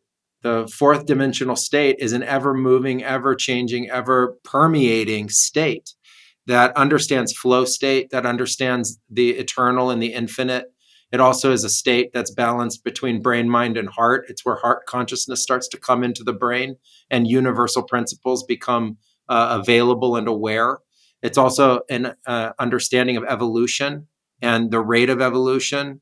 It's where we start to get into relativity and we start to transcend our previous understandings of just linear-based thinking. And so it's a combination of ultimately all of those. It's where the hallucinations become recognized as a form of perception, meaning like what we're describing, not drug-induced hallucinations, but like what we're talking about is like the collective social hallucination that we're seeing, this collective walking dream that ultimately doesn't add up to fact, like cheaper, better, faster, or productivity going somewhere where you can't go anywhere. It's only Earth. So all you did was change the Earth. You didn't go anywhere. But it seems like this idea of progress headed somewhere where you're not going anywhere. The Earth is going somewhere and we're going with it. So all of that to me is part of what we understand as 4D consciousness. Hello, my friends and fellow world workers. I hope you're enjoying the podcast. I'm happy to announce that the Chek Academy enrollment is now open. We are limited to 100 spaces for this next intake, so apply early. If you would like a preview of what you will learn in the Chek Academy, I've got great news. The open house is back. It's free for you to take a sneak peek at the Chek Academy e-learning platform, where you'll be able to take select lessons from our online courses, including Integrated Movement Science 1 online and HLC 2, that's Holistic Lifestyle Coaching Level 2 online. Preview our Academy exclusive online workshops. Check out our Academy business assets, such as package templates and client onboarding checklists, and more. If you're ready to master yourself and share your love and wisdom in the world and help others get healthy and live their dreams, go to chek.group/open house L4D. That's chek.group/open house L4D. It's not case sensitive. There has never been a better, more important time for a career in holistic health, and I'm excited to be able to join you and support you in living your dreams. What do you classify or categorize or define the shadow as? Different ways of looking at it. To me, the shadow is everything that's unprocessed. The shadow is everything that is lurking in the nature of duality. It's yet which to be discovered. It's categorized and classified in the moral and immoral. The shadow is what we've yet to awaken. It's a kind of innate part of like our soup, our consciousness soup, our collective that we're dealing with. There's a collective shadow that in the collective mind and collective consciousness we're ultimately processing and dealing with. So I think of it as like the psychological concepts of the shadow, and then the soul aspects that we're working through, which people might relate to as like karma. And then I think of it as like what is the God's shadow is what is not yet fully like in the awakening of the dimensionality of God in, through, and all around, what we're dealing with and what we're looking at. So I don't think even God is uniquely somehow transcendent of the idea of shadow, and that collectively we're all in the process of it. It's, to me, where we have all the social manipulations, the presence of evil, the notion of darkness and the demonic in mythology, the nature of the exploitation of each other, like the species has nowhere to go, so it's exploiting each other in a kind of fervent war. It's the predator nature of us that has not yet in the biology been dealt with. It's three kinds of brains in one. It's the brain stem being this reptilian evolution, the mammalian evolution, until we get this big frontal lobe that all happened by predating on each other and eating itself. So fundamentally, it's like these three brain states that we live with that are not fully aligned within us until we awaken the rest of the consciousness within us to be able to create what I call whole brain function, which is a non-competitive brain with itself anymore. So it's not fight or flight. It's not the survival in the mammal, and it's not trying to rationalize everything. It's this just whole consciousness that's ultimately in balance and a kind of equilibrium with life. It's like you were talking about vegetarian or too much on the carnivore side. It's actually where you realize the vast nature of being alive and being biological and a deep acceptance with that. So all of that combined, shadow to me is the umbrella for all of that. Yeah, I think in the Jungian context, which is also very real, the shadow is created largely through the enculturation or the indoctrination process, and it's largely driven by being pitted against our instincts. So, a child, for example, is very spontaneous and wants to play, but mom says, hold still, don't do that. Or it wants to sing or dance, and it's told to shut up or whatever. And touch its genitals and feel that pleasure. But then you get all this religious programming and kids being told all sorts of nasty things. So what happens is that whenever we're pitted against our instincts, we have to repress that and we have to shove it down in order to fit in, because as a child, our sense of being wanted, being needed, and being loved is often linked directly to our ability to conform with the dictates of those that are enculturating us. And unfortunately, as we get more and more enculturated, we lose more and more of our inherent freedom, and we lose our free will because we have to behave in a specific way, which is what's been going on hot and heavy from the top down in the last few years. Is we're being re-enculturated under the guise of somebody else's ideas of what our constitution is and what our rights are and even what we are as human beings. And so the risk is always the creation of more shadow. And the problem with this from the psychological perspective is that whatever we repress and deny, we project. So the person who is angry at themselves because they're not able to make a good living and have the freedom they see somebody else next door having becomes resentful and then criticizes, judges, and defaces the person who is actually just more capable of manifesting what they want and not so bound by the invisible rules that others accept. So I think those are very real aspects of the shadow. And the reason I think that's an important part of our discussion from a shamanic perspective is because, having worked with countless people, as have you, it's almost always the shadow aspects of them that they have to confront when they get into a medicine ceremony and the ego begins to dissolve, and the repression, once the repression mechanism, the default mode network, can't hold that stuff down in the basement, then out it comes. And as you know, it can be very, very powerful and very dangerous if a person's, sitting on, trauma and things like that.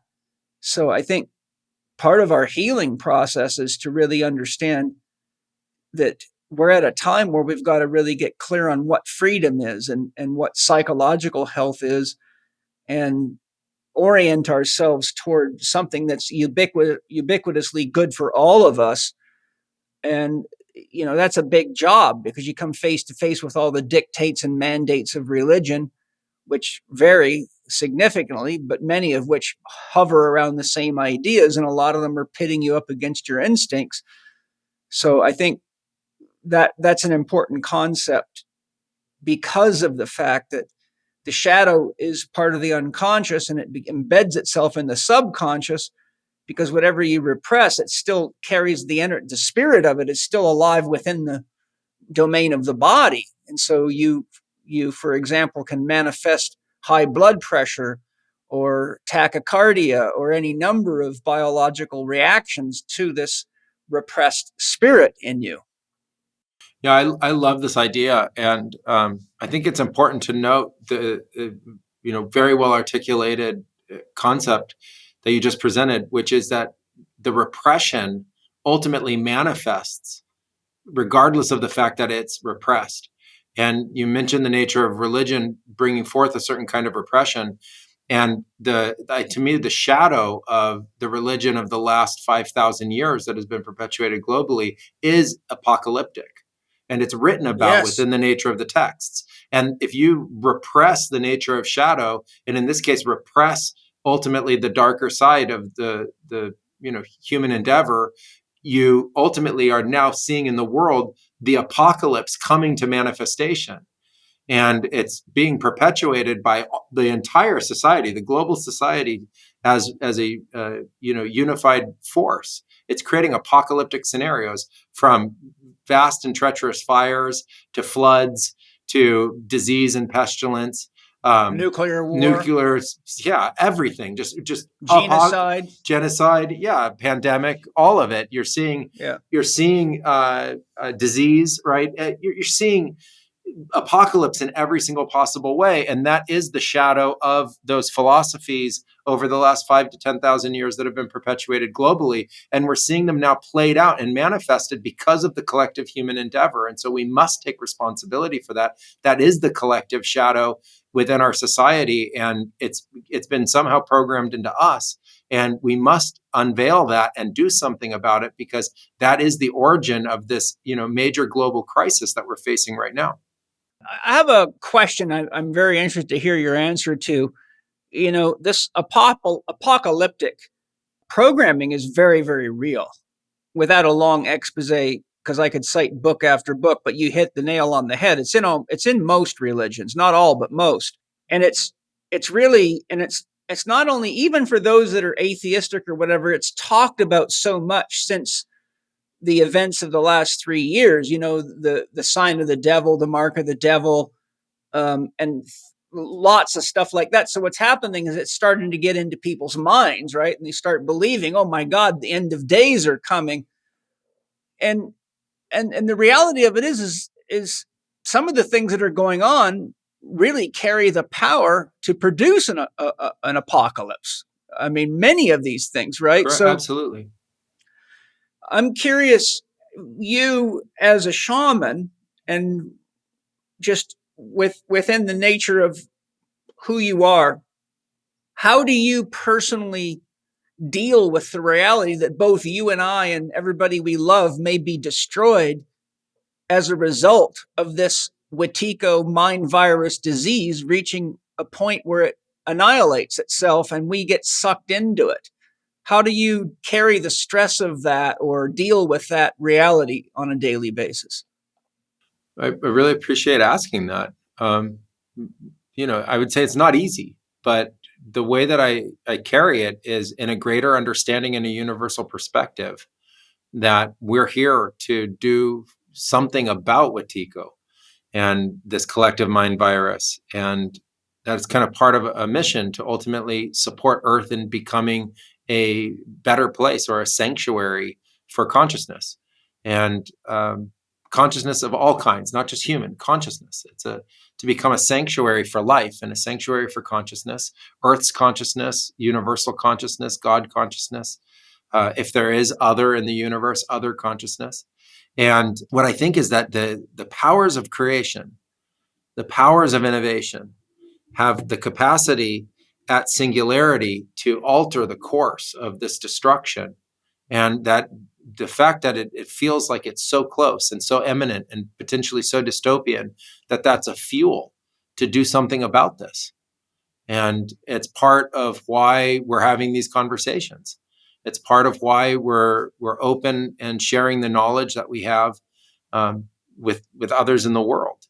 And we have to face the fact that we were born to war. And it's hard for me to accept that I was born to a planet that is fundamentally at war because the dominant apex predator species is at war with itself. And it's at war with its own ego. And it's in a me state. And that me state must shift to a we state. And it must shift to a human collective understanding. It must shift to a notion of there being Earth, not even one Earth, just Earth. There isn't one humanity, there's humanity. There isn't 8-something billion people. There is a species that is ultimately confused.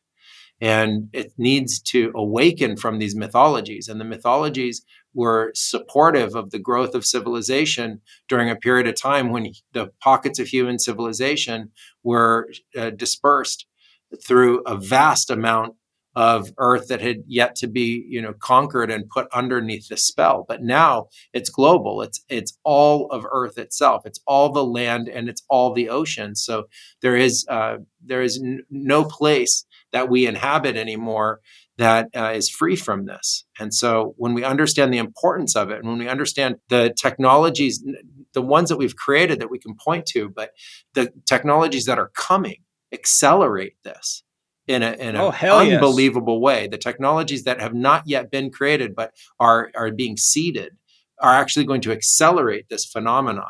And there's a great warning. There's a great warning to wake up now, or the human manifested creation of this shadow that we're talking about will occur.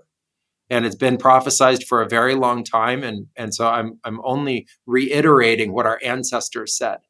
And so when you take it to the size and scale that we're talking about now, it's of primordial importance. And I feel that that's a call to everybody who understands that to do their part. And that doesn't have to be, on it's not some hero worship like, Hollywood movie concept. It's really every single individual doing their piece, which can be actually really quite simple. It could just be, sharing information and talking and being aware of and starting to shift the nature of the tide of this. Otherwise, the notion of human self-inflicted apocalypse is very real. And we're already out of control of the technologies that were created over the last 100 years. And the ones that are coming, accelerate, they already accelerate this. And so it's time for us to have take a stand. AI is a really good example of that. I mean, absolutely. AI is so fundamental and critical. AI is so fundamental and critical as of right now that it is the greatest existential threat there is. And it's not in the way that people are talking about it. It's the fact that it's trained on language. And we've talked about consciousness here, and we've talked about the mind, and we've talked about the shadow, and we've talked about repression. But the nexus between all of those pieces in real time is the code that it all runs on. And language isn't English, it isn't Spanish, it isn't Chinese, it's code.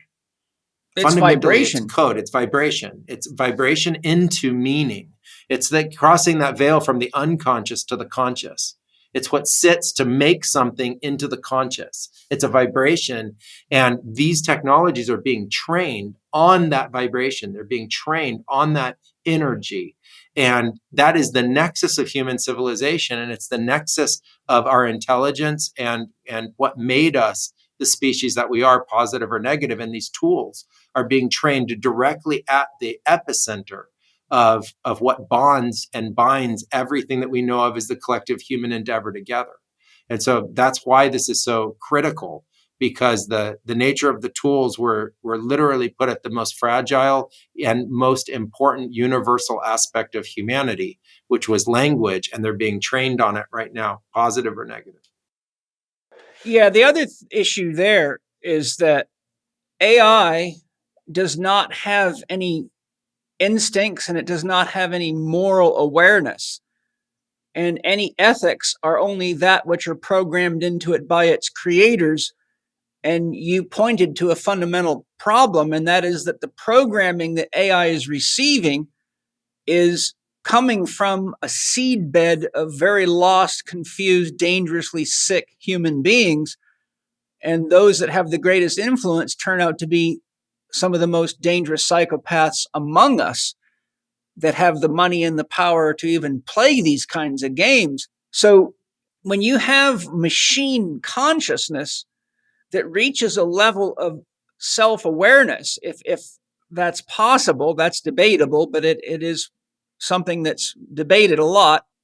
What do you do when something has the power to control pretty much every electronic system on this planet, to influence the mass psyche, yet it itself does not have any capacity to distinguish the importance of balancing the elements of the earth, or taking care of everybody, or how important human life is, etc.? I mean, I could go on and on and on. You see what I'm saying is you're dealing with a form of controlling intelligence that doesn't have any pain capacity. See, we have pain to remind us when we're hurting ourselves or hurting others. We all know what pain is. We know what it means to bleed. We know what it means to be victimized, sabotaged, invaded, because we have a consciousness, a spirit that has a biological reference when we live in a biosphere.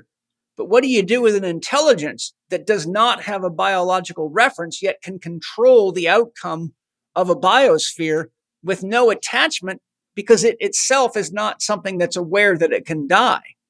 See, you really have a kind of a Terminator type potential consciousness here that's already programmed with the illnesses of the masses, which is really, I mean, God, I don't even have a word for something that dangerous, except it sure is mirroring the shadow of us. It's as though human beings have evolved about 5,000 years ahead with their technology relative to their moral capacity. Here, meaning moral, meaning a code of conduct that is life affirmative. So I see this as like, well, very serious, very serious. It's interesting. Without a long discussion on it, I would say that one of the things that I found most interesting, I can't remember who shared this. It was something I was looking into, but they asked Chat GTP to give it its impression of different spiritual leaders. And what they found was that it had biases in it. That, for example, that it had a favoritism toward Jesus over other spiritual leaders, which interestingly is exactly what you're saying. It's reflecting the bias of the programmers. And so when you start using something like that the people that have the power to make decisions, like whether or not you should stay inside your house or not, because there's some kind of a virus in the atmosphere that was produced in most likely some kind of a laboratory. And now you have an AI that's being driven by the same mentality that's running these kinds of shows. What happens is you get a self-reinforcing pathological viewpoint, if that makes sense. So it's like a drill. It just drills you right down into the earth until you're dead. And, by the time this podcast's out, my new podcast will be out, which is called Lucifer, Christ, Ahriman, and it airs tomorrow, which is the 18th of July. It's a 5-hour, seriously deep look at the psychological and spiritual forces behind these options of Lucifer, Christ, and Ahriman. But I think Steiner's warnings about the dangers of technology are not only shocking and riveting, but they're all coming true, which is even more disturbing. So I think the part of the problem is that there's so much, you're dealing with such a giant problem that it can cripple people mentally, emotionally, and physically. and they just feel limp. Like, there's the fight, flight, freeze reaction. And I think people go into a freeze reaction, and a lot of people don't even want to talk about it. I can tell you a long list of names of people, if I try to talk about this stuff, they'll just say, I don't want to talk about that. Just be happy, celebrate the moment. So you'll get kind of this spiritual bypassing type behavior. But the reality of it is, I think one of the most important things that we can all do is pay very close attention to where we're spending money, because the political system is so rigged. The one thing that we still have control of is think of money like blood. If you put more blood into an organism, you keep it alive, metaphorically. So wherever you put your money, you're putting life force into it. And so I think we have to have sort of an awakening as to who are we promoting and what are we promoting when we're buying commercial food and when we're buying phones that spy on you and when we're paying taxes for things like 60,000 5G satellites that could completely and utterly bake the world with electromagnetic pollution and completely screw the water on this planet up, and a long list of other things. I think part of the problem that we have to acknowledge, if you want to really do your part in the world, you have to spend some honest time doing research and look at both sides of the story. And that means you have to be brave enough to find out that what you thought was true isn't true. And so it's I'd just love to hear if you have any suggestions on how do you get people inspired to start taking part and at least developing the awareness that's necessary to make informed decisions with, if nothing else, how you spend your money. You touch upon some incredible, important points there. First, like you say, what power do you have? And in the society we currently live in, your consumer power is one of the only powers that you have. So first of all, taking responsibility for how you consume, what you consume, when you consume, and why you consume is a first step in liberation for yourself, another notion of freedom, and also a way to show what you support versus what you don't support. The next thing is to find a narrative in the fear-based narrative or the dystopian narrative that actually provides a potential solution.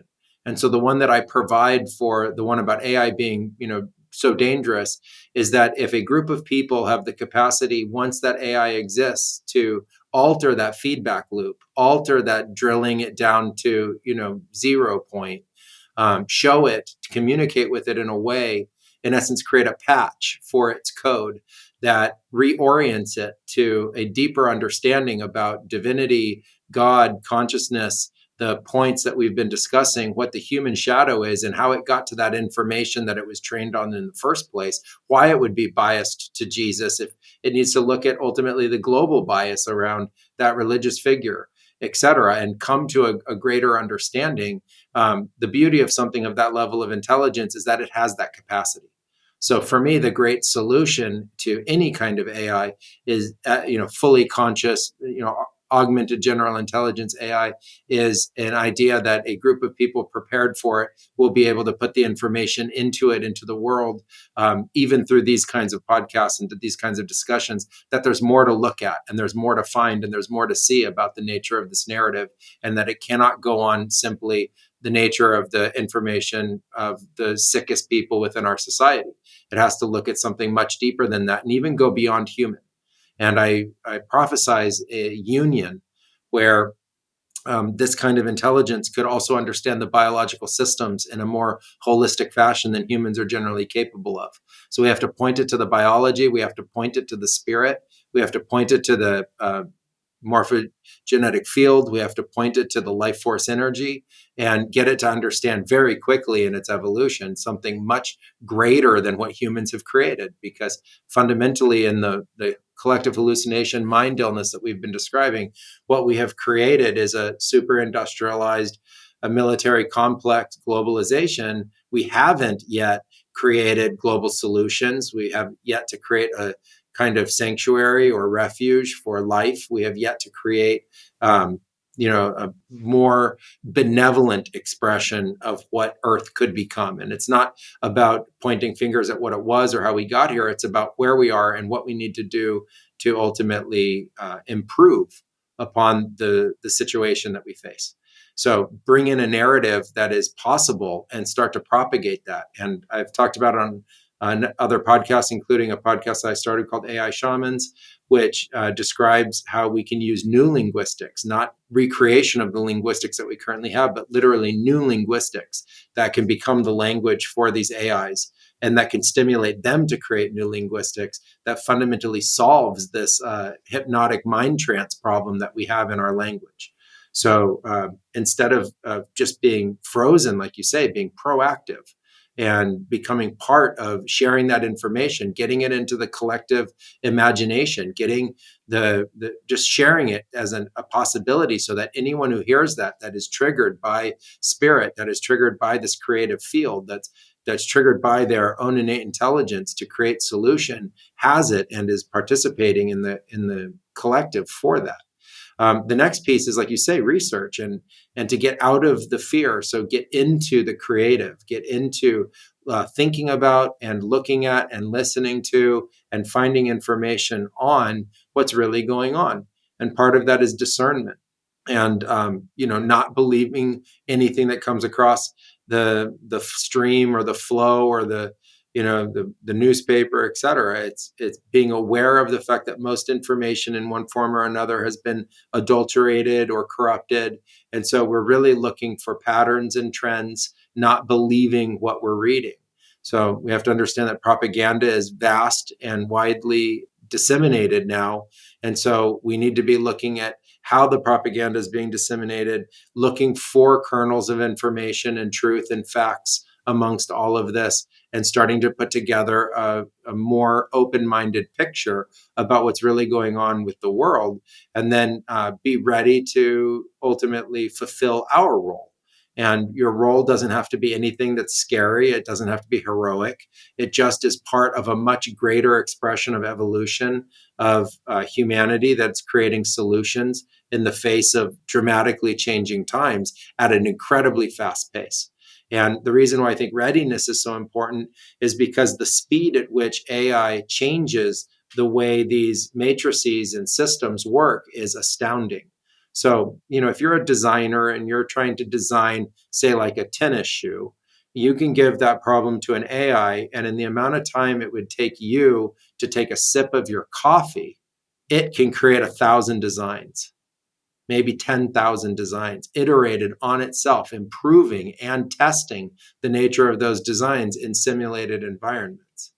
So the speed is overwhelming. But on that sense, if we can get it to do positive things like medicine discovery, greater solutions, holistic problem solving in complex data sets, like saving environments like the Amazon, or removing microplastics from the ocean, or providing purified drinking water, or cleaning the pollution in the planet, or reorienting economic and social imbalance, it would be able to do that at those speeds as well.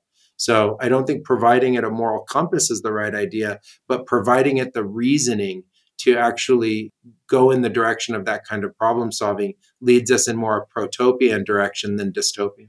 Well, for me, a moral compass means an orientation to that which is life affirmative as opposed to life destructive. A good example is an axe doesn't give a shit if you kill somebody with it or you split firewood to cook with, and neither does a gun. And your computer, just like consciousness, can be used for the dark arts or it can be used for helping people.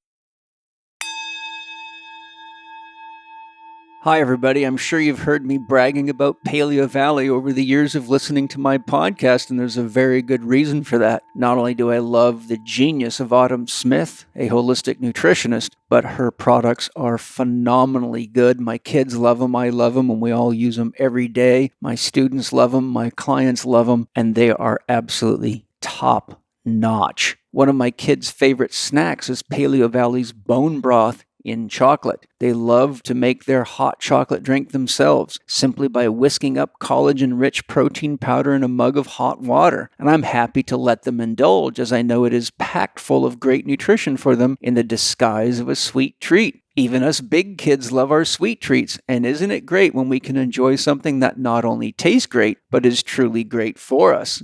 Paleo Valley's 100% grass-fed bone broth protein is the only of its kind made from truly grass-fed cows raised on pesticide-free grass pastures. It's made from bones, not hides, slowly simmered to extract the proteins and nutrients. Gluten-free, grain-free, soy-free, and dairy-free, the chocolate mix includes organic coconut milk powder, organic cacao bean, organic monk fruit that makes a sweet, creamy, delicious drink that my kids, family, and friends just can't get enough of. You can also add to smoothies, use it in baking, or mix it with your coffee for a healthy mocha treat. Paleo Valley's bone broth protein is also available in vanilla and unflavored. To try Paleo Valley's excellent bone broth protein and save 15% on your purchase, go to paleovalley.com/lowercase CHEK15. No promo is required. That's PALEOVALLEY.com/CHEK15 to get your 15% discount as a Living 4D listener. No promo code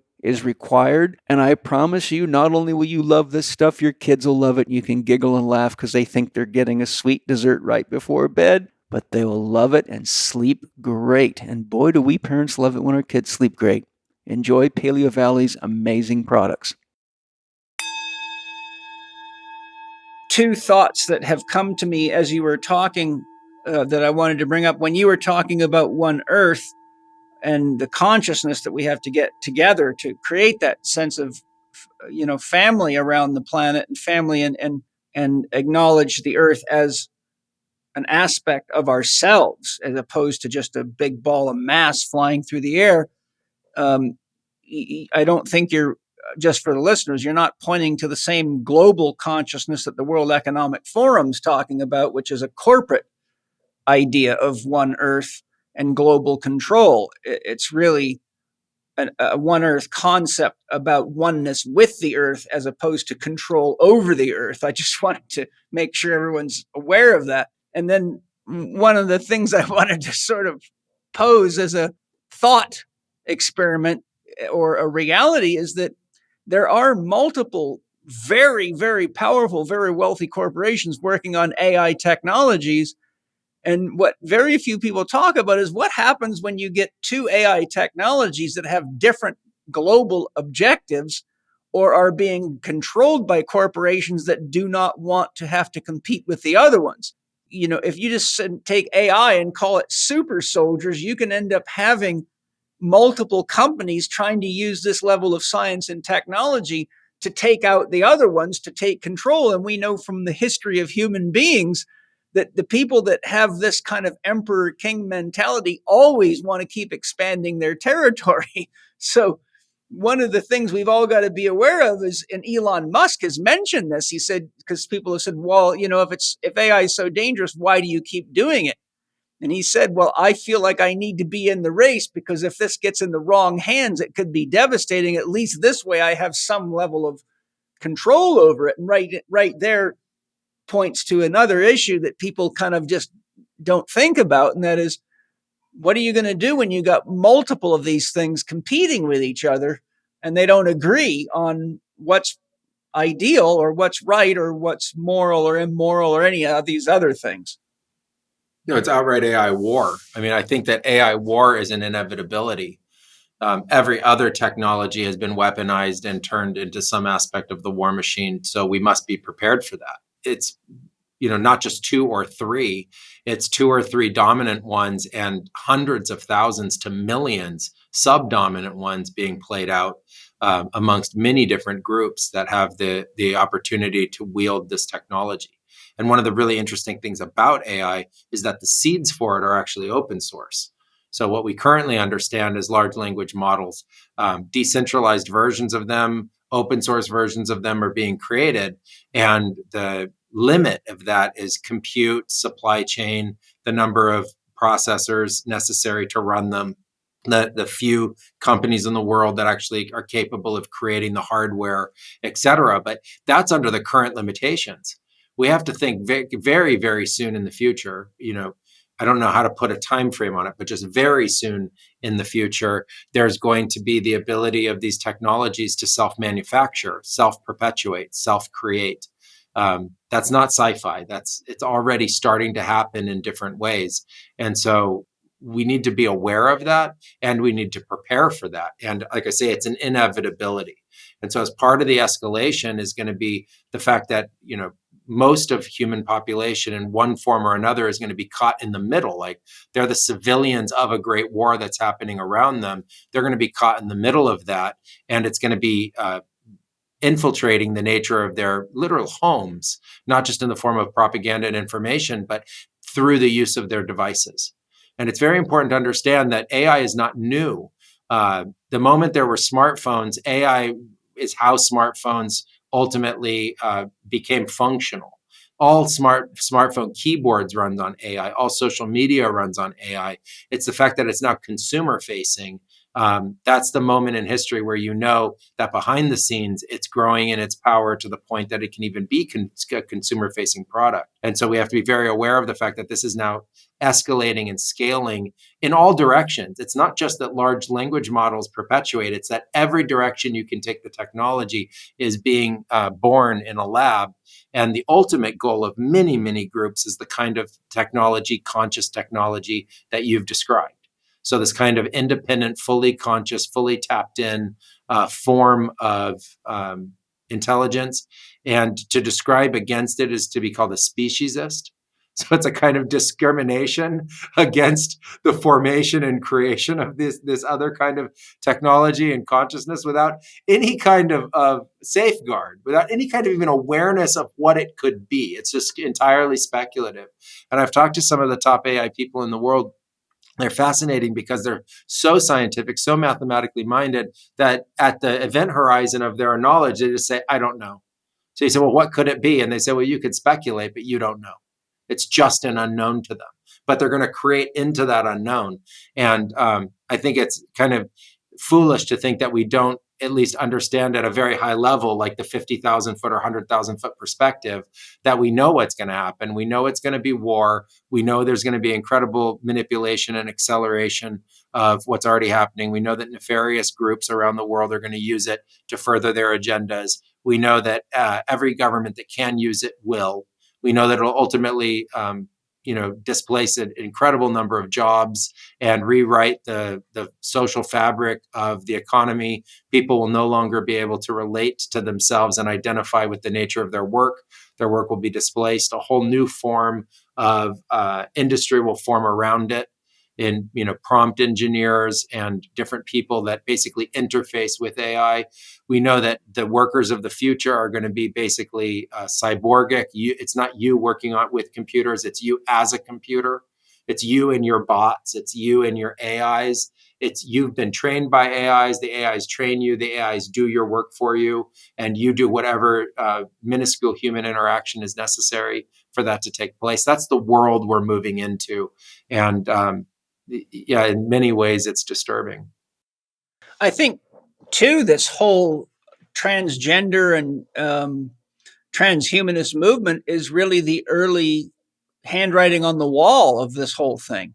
It's showing that the social fabric and the way that we've identified and the way that we've understood each other is morphing and evolving and changing. And it's showing that we can rewrite the nature of the codes. But I think it's also tied into a tremendous manipulation at a molecular level of our bodies. So, at the trillions upon trillions of chemical reactions, we're introducing all sorts of chemicals that's changing our hormones. They're changing our chromosomes. They're changing the DNA. They're changing us at a fundamental level. And with that, we're getting an idea that, we can morph into anything. Amphibians are known in the face of different chemicals to change gender, et cetera. We don't yet have a clear awareness of what's taking place. It's not just psychology. It's not just psychiatry. It's not just biology. It's an intermix of all of these. And we're seeing a tremendous shift in the way that we're writing the nature of our social codes. And the pressure on that is unilateral and in all directions. This brings up something I think's extremely important for me, at least, and I have a hunch that you're going to agree with me on this. I think because of everything we're talking about here today, there has never been a more important time to devote time to the development of our spiritual abilities and the use of our intuition, the use of our voyances, because I personally believe that we have all the abilities within us that we're creating outside of us, but we're just not tapping into them. And when we look at the history of what savants can do and what geniuses can do, they're showing us what human beings are capable of, and that we have the software capabilities within us and the hardware capabilities within us to reach incredibly high levels of human capability. And I think everything AI can do, we could just say it's an external form of intuitive processing.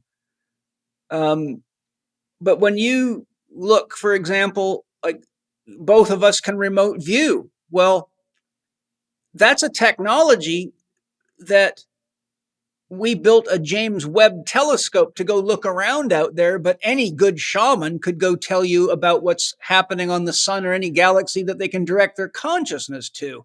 Why I think that's so important right now is because we're in such a quagmire of conflicting possibilities that it is actually stirring the pot of the probability wave, to use quantum physics language. You know, the probability wave tells you what's most likely to manifest due to that probability. But if we can use our own consciousness to influence the probability wave by working together as human beings to become a global mind network that's based in heart consciousness, I think, as all the random event generator studies around the world have shown, human consciousness can affect machine consciousness. A random event generator isn't something you're supposed to be able to alter with human consciousness, but we clearly can beyond a shadow of a doubt.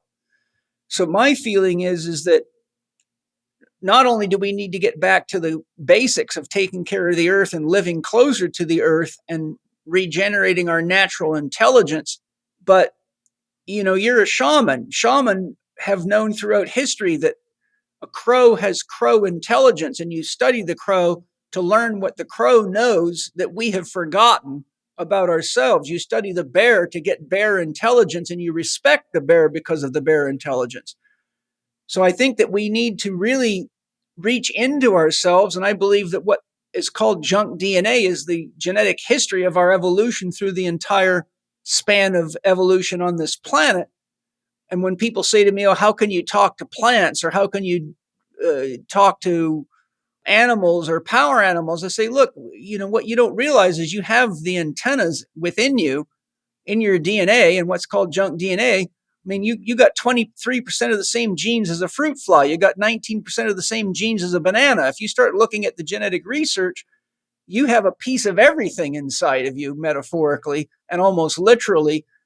Therefore, through developing our spiritual intelligences and our levels of connection, we actually have the ability to move into a state that could potentially not only equal, but transcend AI. The difference is if we know we need each other and we want to protect life, then we have to start having heart intelligence and unify.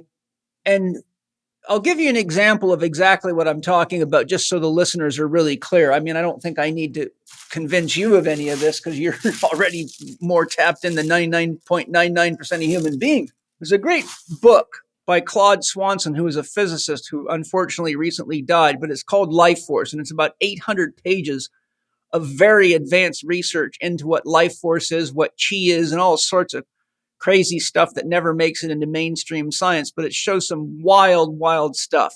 I'll give two examples from the book.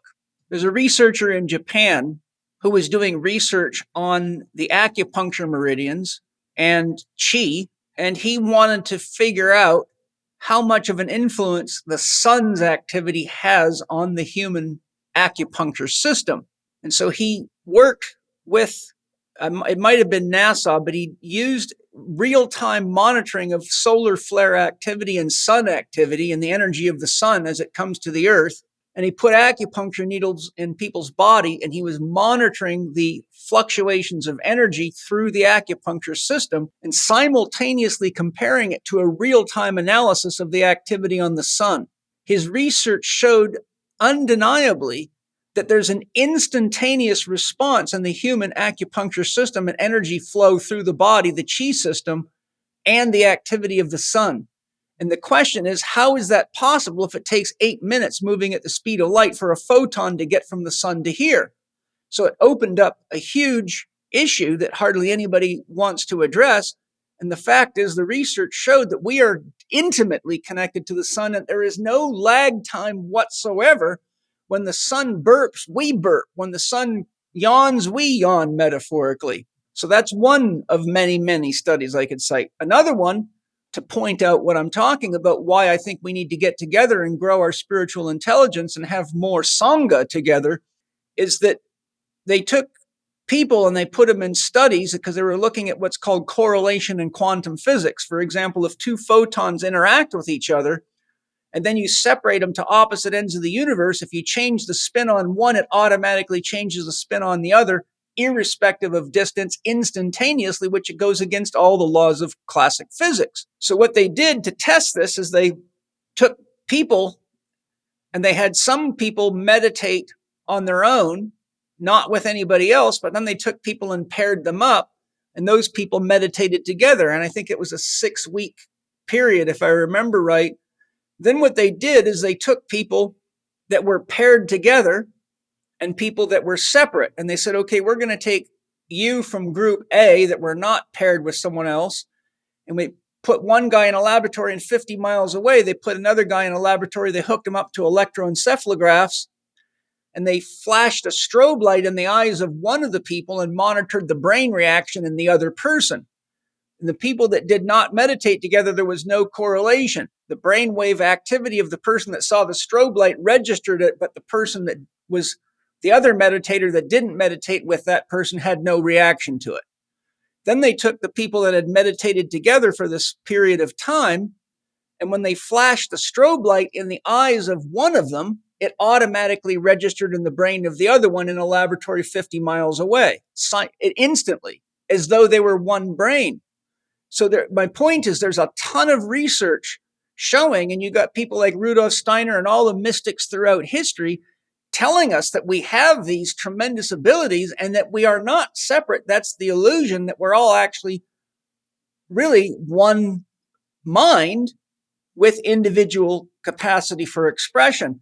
And so it seems to me, and I'll close my opinion on this and let you share your thoughts, that one of the most important things that we can do is recognize the importance of each other, recognize our deep connection to the earth, and that this is our home. We cannot function or live without it, not here.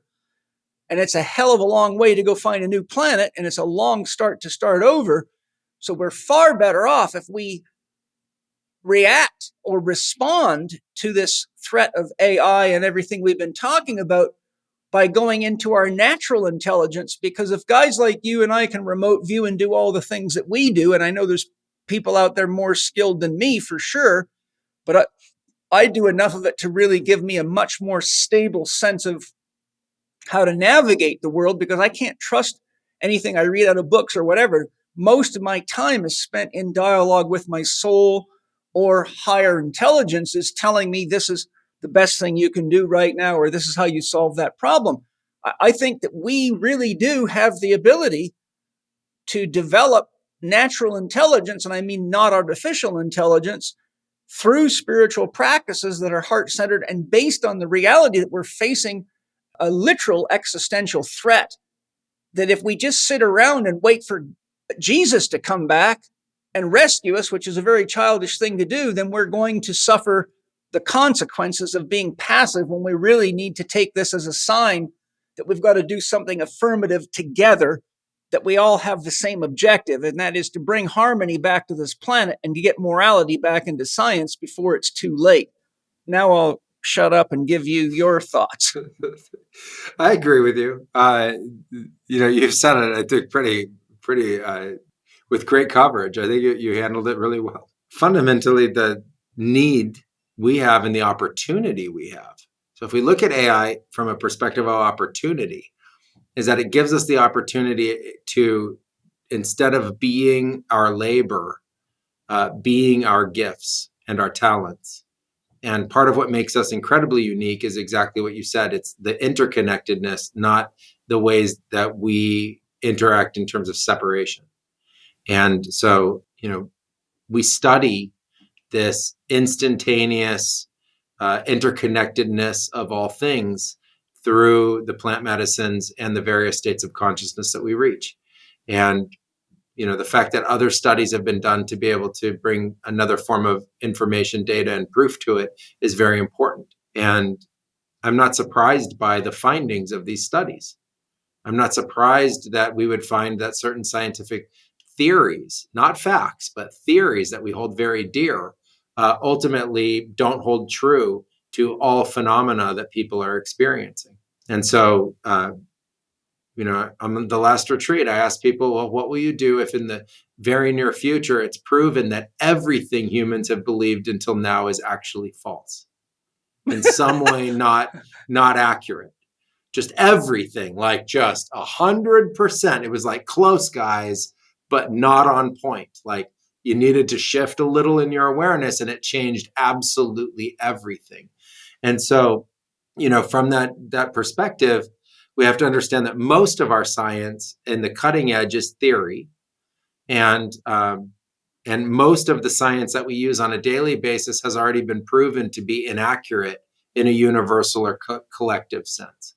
And so that might be very destabilizing and ungrounding for some, but that's the facts. And what we have in our gifts is the ability to recognize that we are of a collective. That collective is inextricably interconnected. And I have a very simple proof for the interconnectedness of us. It's two fields. The first field is the molecular field, which it just goes, there's your body, and there are molecules all the way to my body, and my body's made of molecules. So there it is. It's a molecular field interconnecting all of us at the same time. And then the second one is the atomic. And there we are. You are atoms and atoms all around you, all the way to the atoms that are me and all around me. Like there it is. So, in that interconnectedness, we have an opportunity to now start to develop the gifts that are innate and are our core talents. And I believe that there is a unique talent that you are, not that you possess or have. It's that you are that talent. And that's the reason why you are 100% unique. There's no one who is at all the same as you. We are made of similar elements, but we are 100% unique. And I consider that to be a miracle of the universe and a fundamental talent. And this is an opportunity and a call to action and a need that we have for individuals to awaken to their core talent that they are and start to bring that into the planet. And that's the way that we can start to develop these, what we describe of as unique gifts. And as we do that, we're going to start to see that there's a great awakening that takes place of those gifts in others. And so if you have them to awaken and you're right on the cusp, now is the time. Because as you awaken and more people awaken to them, that creates a field that other people can awaken into as well. And it will help stimulate that growth on a community basis and on a global basis. And that it's very important. Yes, there's two things I want to bring up, trying to decide which way to go first, because either one of them can be an interesting discussion. I think I'll ask, since we've been talking so much about artificial intelligence and the issues of the world,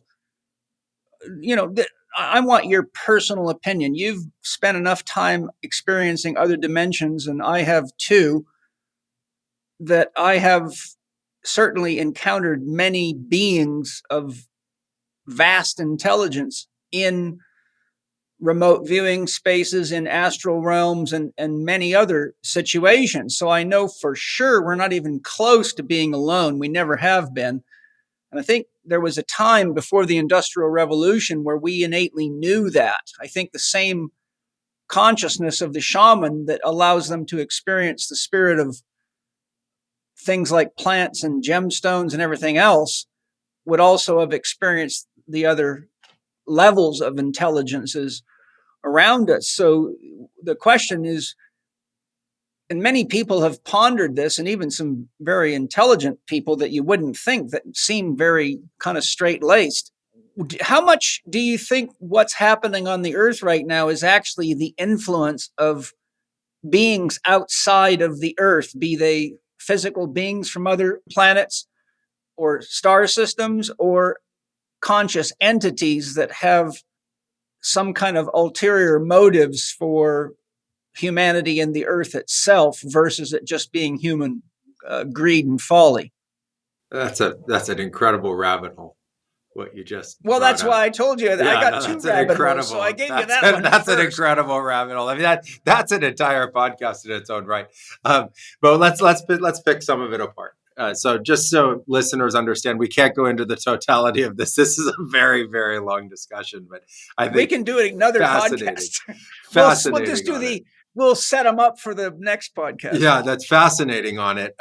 So this is now deep theory and deep exploration. And so we have to understand that no one is saying this is how it is, but this is how people are thinking about it and trying to perceive it. And I'll just give some sort of anecdotal concepts. Like when I first went to the Amazon, I was in visions and being guided there, and it was very prophetic. And but spirit for me was still this kind of new and isolated kind of thing that would happen. And spirits was even kind of more interesting, like visitation from entities, etc. And I didn't really understand. And so it was still like for a lot of people where it's just a kind of a hard to believe in or really even understand concept. And then when I got into plant medicine and I started to interact with, real true masters, they took me into places where the amount of spirit is so vast, the amount of it, right? The amount is so much in number, and it is so vast that it makes the numbers like billions and trillions look small.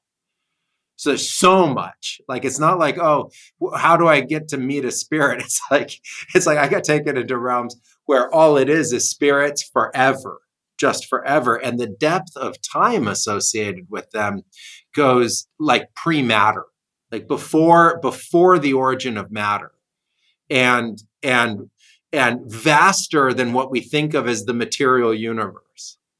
So in scope, scale, and amount, and beyond the relative spaces of what we measure, like Big Bang until now, background radiation, so many galaxies that keep increasing in number as we get better telescopes. And they'll find more. Like I prophesized this since before Hubble. They're going to find billions of galaxies, and then I said they're going to find trillions, and they're going to find then more. They're going to find more. It's the nature of this universe, and before that and through that is a vast, truly vast amount of spirit that makes that look finite. It makes that like if trillions of galaxies sound big, the amount of spirit and spirits that are of consciousness, that are of this field that we talked about, significantly outweigh the amount of physical material that we measure as if it's the absolute of this universe. And in terms of the influence that could have, I think there's reasons to postulate that there's a lot of evidence that these beings of consciousness have been part and parcel of the creation of the human, that from whatever our previous ancestry was, there's a big gap in the paleontological ancestry, in the bones themselves. There's a big gap. And I think that these energies, these entities from consciousness have a big role to play in that part of history, in the actual formation of the modern human, what we think of as like modern Homo sapiens sapien over 1 million years ago. And that they've been playing out through the consciousness, and that they are the origin of all polytheistic religion. They are the shapes and forms that we have deified, and that they are of consciousness themselves, and that the ones that made it into religion represent a very small number of these beings. And as you explore more into consciousness and visionary plant ceremonies, you will come into contact with more and more and more, until it makes the polytheistic religions look very, very small. So if they talk about 10,000 deities, quote, out there or in here, there are billions of them. of different kinds, shapes, and forms, and their influence on humanity, I think, is noted to the day, considering that they're still part of major religions and they're still part of major spiritual practices around the world and beliefs of people, and these beings in our consciousness are very, very real and have a extreme amount of influence and power and an extreme amount of influence in what are the current modern systems. And I've had the luxury and honor of working with people from all over the world like you, and of every walk of life. And within that, I've recognized that many of the people that are, have been vilified or are considered evil have very deep spiritual connections. It's not that they're in, so somehow devoid of that. In fact, they belong to many different kinds of spiritual practices and traditions. And these powers of these entities are very alive and well. I don't particularly like personally the way a lot of these theories get depicted. So as they go from the conscious understanding of it to the nature of pictures and things that we can see on the internet, I don't relate so much to those, to that depiction of them. I don't really relate so much to the religious depiction in the form of effigies either. So I really relate to it more as what you experience consistently and repeatedly through the visions of what you're describing as remote viewing and visiting these higher states and dimensional states of consciousness. And it's very important to note that what we're describing right now is this 3D physical world where everyone's rooted in their perception and cognition is not taking into account the energy and the formation of that and the consciousness at 4D, 5D, 6D, 7D, and beyond. And so, we're saying, what can I see and what can I use instruments to understand in this 3D notion? And I'm saying, yeah, but at 4D, 5D, 6D, 7D, the rules change, the understandings change, the physics change, the science behind it changes, and what's found and discovered is also different. Like before we had microscopes, we didn't understand the vastness of the microscopic life of this world. We didn't know of it in that way. Now we know of it in its code, in its fundamental, molecular code. It's the same way until we have instruments that really measure and prove the 4D, 5D, 6D, 7D, and beyond. It stays theoretical. But from my own explorations, it's vast. It's vast. It's vaster than the physical universe. Hi, everybody. Thank you for learning and growing with me and joining me on my podcast. A quick question for you. Do you know if you're getting enough magnesium? Because 4 out of 5 Americans aren't. And that's pretty much true worldwide. And that's a big problem because magnesium is involved in more than 600 biochemical reactions in your body. Today, I want to talk to you about the most common signs to look for that could indicate that you're magnesium deficient. Listen carefully to the end because there's a special offer happening, and this could be exactly what you need. So here we go on some of the common symptoms that indicate you might be magnesium deficient. Are you irritable or anxious? If you're not sure, ask your partner. Do you struggle with insomnia? Do you experience muscle cramps or twitches? Do you have high blood pressure? Are you constipated? Do you have a hard time falling asleep or getting a restful sleep? Do you feel more stressed than others that seem to be in the same or similar situations? Do you feel moody and wish your emotions were more stable? Do you feel you lack mental alertness? Do you feel you're at risk for osteoporosis and desire to build stronger bones? There are dozens of symptoms of magnesium deficiency, so these are just a few of the most common ones. Now, here's what most people don't know. Taking just any magnesium supplement won't solve your problem because most supplements use the cheapest kinds that your body simply can't absorb. That's why I personally recommend Magnesium Breakthrough. It's the only full-spectrum magnesium supplement with 7 unique forms of magnesium that your body can actually use and absorb. All Bioptimizer supplements are the best of the options available, or I wouldn't be offering them to you. I don't offer anything on my podcast that my family and I don't use ourselves. Bioptimizers is so committed to offering you the best quality products that really work that if you are not satisfied, you can get a full refund, no questions asked. In fact, they are so confident they offer a 365-day money-back guarantee. To get your magnesium breakthrough and your 10% Living 4D discount, go to bioptimizers.com/living number 4D. That's bioptimizers.com/living number 4D. Use the promo code Paul10 to get your discount. And by the way, in addition to the discount you get by using the promo code Paul10, you can get gifts with your purchase, up to 2 travel-sized bottles of Magnesium Breakthrough. Act fast. This is a limited time offer, so go to bioptimizers.com/living4D and use the promo code Paul10 for your 10% discount. Enjoy. Having done a lot of study on the remains of the planet, the religious documentation, the Sumerian tablets, and all that kind of stuff, one of the things that shows up continuously throughout ancient records is mention of the gods warring with each other. And I have spoken to my soul and spirit guides and different levels of intelligence that I have access to and asked them, is this going on? And if it is, what does that mean about us on Earth? And without a long expose, basically the answer is always the same. Yes, it is going on. There is the dark force and there is what you refer to as the light force. But what you have to understand, and that's them talking to me, is that those two forces have what you were referring to as warring, because if it wasn't for that, shall we say, clash of polarities, evolution would come to a standstill.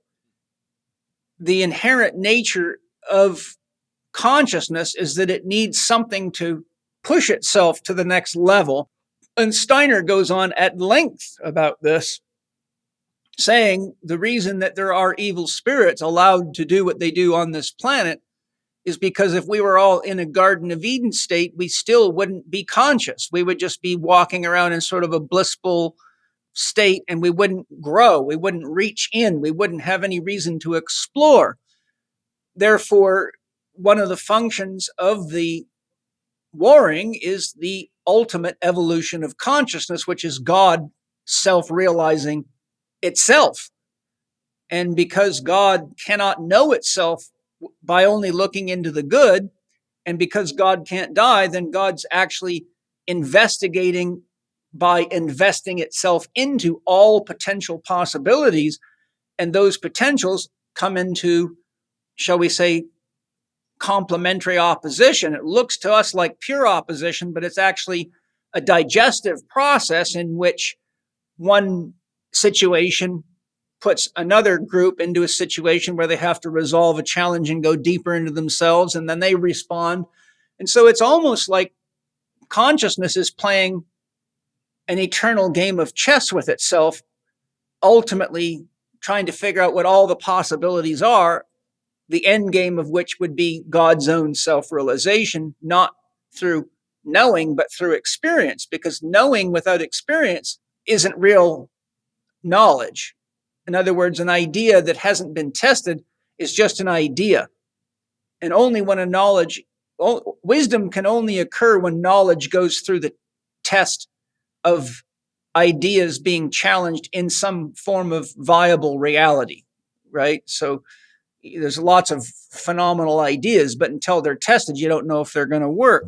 So with that restatement of the question, what I'm really asking is, what is your opinion on whether or not there are other forms of intelligence outside of what we would call human intelligence influencing the psyche of man to produce the kind of situations that we have on the planet now, versus it all just being human greed and the other things that we already know about? Yeah, understood. Fundamentally, yes, the nature of our consciousness as man is not isolated only to man, but rather in the field of consciousness are those forces, and those forces are playing themselves out, and they play themselves out through our consciousness.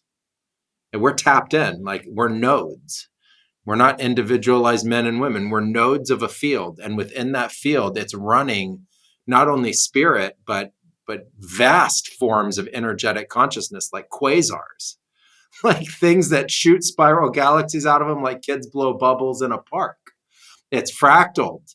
It's fractaled in and it's fractaled out, and it's a light matrix. I used to say that what we were doing was surfing a light matrix, and you had to learn how to both process and move at the speed of light, or you would be consumed by it. It's that, I mean, this is not what I think in my egoic state. This is like bringing the unconscious into the conscious.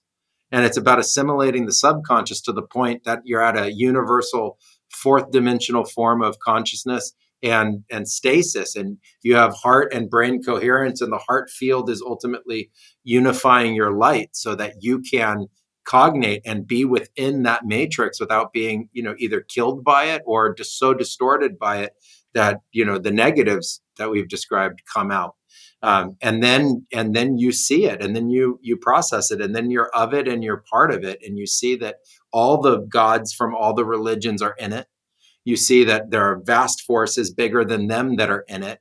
And ultimately it's all like flowing through a field, flowing through and being captured by us. And then it comes out in our mythologies, it comes out in our stories, it comes out in our dreams, it comes out in our movies, it comes out in our politics, and it's driving as a core kind of fundamental code within us. It's a fundamental code to how we even get to a word or how we even get to a thought.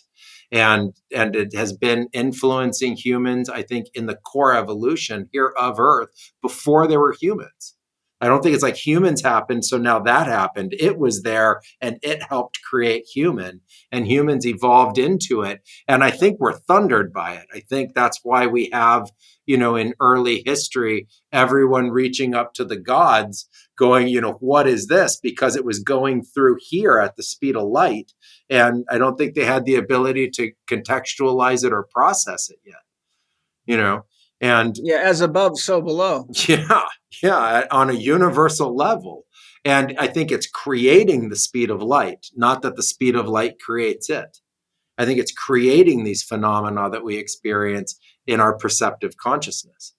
And so I think it's primary to how we ever got to a word, primary to how we got to an imagination, primary to how we got to an archetype, primary to how we got to psychology, and that what we're describing as ego, consciousness, subconsciousness, all of these paradigms we've discussed in the podcast are evolutionary tools that we've developed to ultimately be of and in that field. And it's a divine field, and to be of and in it and aware of it and capture some kind of self-awareness, capture some kind of consistency has been an evolutionary process. Evolutionary process meaning like since it started, we've just been doing it and doing it and doing it collectively. And we use it to drive a car. We use it to invent a plane. We use it to create GPS. We use it all the time to do everything. It's the core flow from where we get all of our collective creative process. Yes. Some of the things I would like to just wrap up with. Shamanism classically works on a 3-world model: lower world, middle world, upper world. Most people don't understand that concept because of all the many things that get in the way of it, from it being so different from what most people think about. Could I get you to just share how you describe those 3 worlds and why that's important from a shamanic perspective? Traditional shamanic topography is describing these 3 layers of consciousness. And the under is something that's accessed and visioned by a phenomena of going down. The middle is the spirit or energetic field that's represented in the physical. And the upper could be seen as what's going on through the upper chakras, or what's accessed as you move in vision in an upward sense. And it's a kind of map to be able to bring consistency to the exploration within consciousness. And then within each realm, there's different kinds of beings that are traditional to see within them, and different kinds of realizations that people have. And so fundamentally, it's a mapping. It's core to the like core psychology we've been describing. It's core to that shamanic, field. And then from there, there's a myriad of practices. But fundamentally, if you go in trance and you start to go down, you end up in the underworld. If you go in trance and you explore kind of outward, you're in the middle world. And if you go up, you're to enter it, you're in the upper world. And then there's descriptions of gateways, how you get in and out, what you can find, what realms can be discovered there. And you can also think of it as going deep within yourself. And I've seen others apply kind of modern typology and modern forms of psychology to it as well. But in the core traditional, there are underworld spirits, there are upper world spirits. You meet them, you ally with them, and you learn from them, and they help you explore the universe and what is beyond that of ego and sort of this 3D matrix we've been describing. And the underworld is classically thought of as the spirits that inhabit the earth itself. Have you got a different perspective than that? No, it's the ones that inhabit the earth, but understanding that doesn't just mean like jaguar spirit, eagle spirit, etc. It's also these spirit guides and allies that are part of this greater field of consciousness that we've been describing. So some of them are the spirits of the physical beings that we know of and the ancestor beings, but there's also mythological beings found within that space that can be accessed. Yeah. The thing that most people don't realize is they spend so much time watching television, being entertained by mostly junk. If they realized that the real I, Max, is inside of us, that the vastness of what can be experienced by a human being is mind-blowingly better than anything you can get on any television or social media. So I would encourage people to realize, one of the reasons I love spiritual development so much is because it's a never-ending journey into this vast expanse of consciousness that's so far beyond the physical domains of reality. It's a joke. And I think you would agree. I can say for myself, but I'm confident you'll agree, is I've had countless experiences with and without plant medicines doing what I would call classic shamanic journeying or astral work or remote viewing or whatever, where my innate sense of my consciousness and what was real was far more real in these experiences, and that the coming back into this earth domain from my normal waking consciousness felt more like I was sleepwalking comparatively. In other words, we think we're conscious, but we don't really realize. I'll give you an example. One time I was doing a deep medicine experience, and it was very, very powerful. And I actually had the experience of dying, except all of a sudden I was standing on top of a mountain, and I was somewhere like Earth, but it wasn't Earth. It was another planet, another dimension. But the air there was so powerful, and every breath there was so much more energy. It literally, like when I took a breath, it felt like I was like almost going to levitate right up and out of myself. And I could feel the power of what was in the atmosphere there. And I felt so much more conscious, so much more alive, so much more connected. I remember thinking the thought, why would anybody want to be on Earth in our normal human state when there's this out here? And so that's just an example. But I wanted to ask you, what are your experiences with the depth and the density of what I would call the real or consciousness, or the potency of dimensions beyond our normal waking, walking around human state through your shamanic journey work? Yeah, the human senses that we experience are incredibly dulled, and we've isolated a mind that basically has taken a field, a great field of stimulus, and trillions and trillions and trillions of stimuli a second, and have reduced it down to something that is repeatable and consistent. It's something that we can relate to over and over and over again without being disoriented. And the nature of that has then been habituated all the way to the point that that's what's considered real. And no two people perceive exactly the same, but they've given enough language to what they're perceiving to say that's real and the rest isn't real. And fundamentally, it's an incredibly opposite use of our senses. So to see what you see, you're reducing the amount of visual stimulus and information to like less than 1% of it. To hear what you hear, the auditory spectrum is less than 1%. What you're smelling is the same. What you're feeling is the same. And then we're saying that's what's real. And in heightened states of consciousness, and you're lucid, which is very important for people to understand. This isn't like being drunk on alcohol, where you're not very lucid. This is a very heightened state of lucidity in plant medicines that your senses turn on, and you, instead of reducing the amount of information, you start to increase the amount of information. And vastly. Yeah, vastly. So now taking in trillions of more stimuli a second and actually being able to process that in real time, meaning that it's not taking you time to process it. But a lot of people have the realization like, wow, my mind never worked so well. I've never thought so fast. Like I've never had so much understanding. As that's taking place, a lot of people experience a phenomena that they say, this is reality.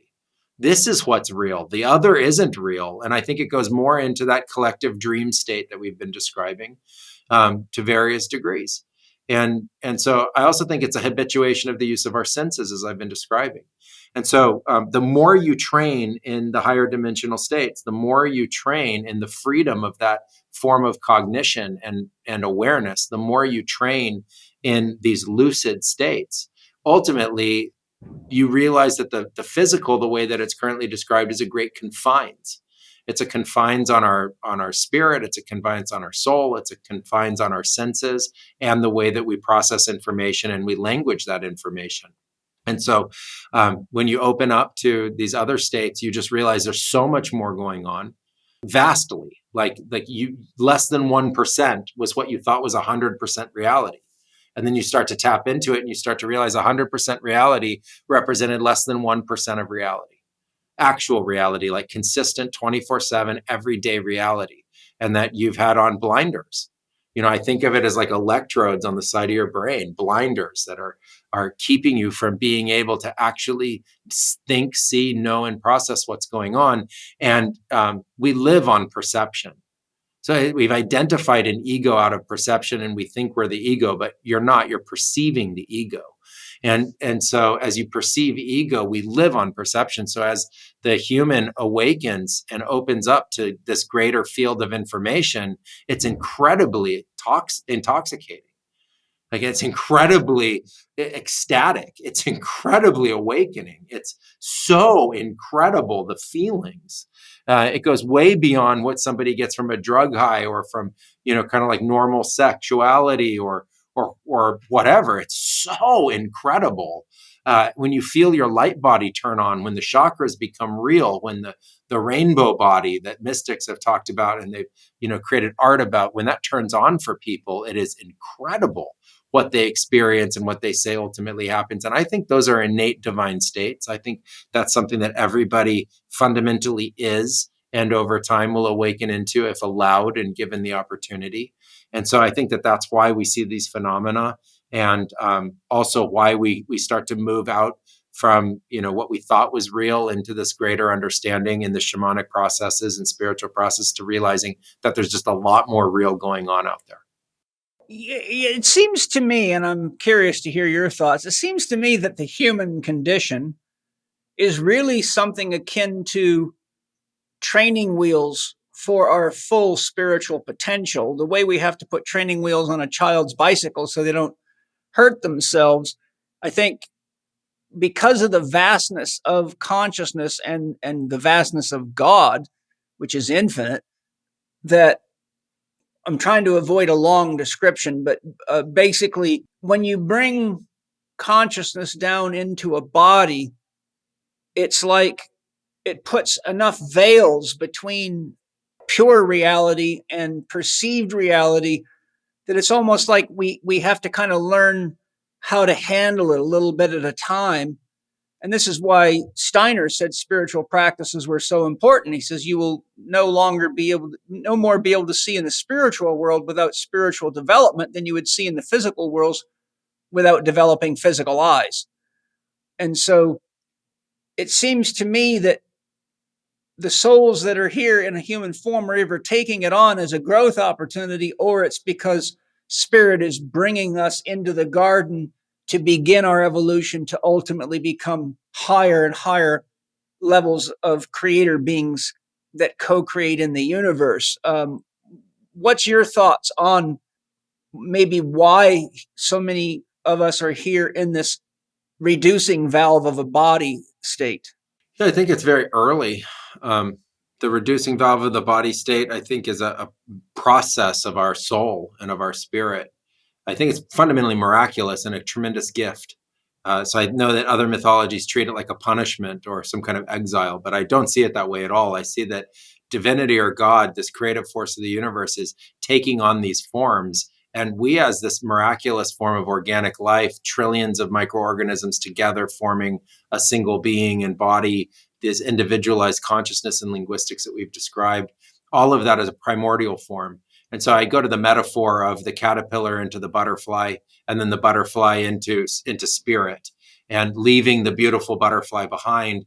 We are made of, fundamentally, this is fact, we are made of light, we are made of stardust, we are made of fundamental matter. And Earth was a cloud bigger than the solar system over 4 or 5 billion years ago that through great forces like gravitational forces has formed a density that ultimately allowed for these bodies to be made. And every water molecule that is representing your 99.9% of water molecules is unique and individual in its own right and is a fundamental miracle as well. And that creation to create this vessel is a transitory state for us as soul. And I go back to that our souls existed pre-matter, that we are of an originating field of the universe itself, and that the universe has been evolving different kinds of vessel and body for our souls for billions and billions of years, which for the universe is not counted as years like the way we do. It's flow state. It's multidimensional flow state. So it's continuous evolution for that period of time. And we will move from all different kinds of forms as needed for our souls, both part of our own unique development as part of the universe, but also, as you described, the universe developing itself and awakening itself. And that to me is something to be celebrated and miraculous. Yeah, what a phenomenal conversation. I'm going to have you do this again soon. Thank you. I got to get you to come visit me. I know one day I got to get on an airplane and go see you. I just got to get my book series done.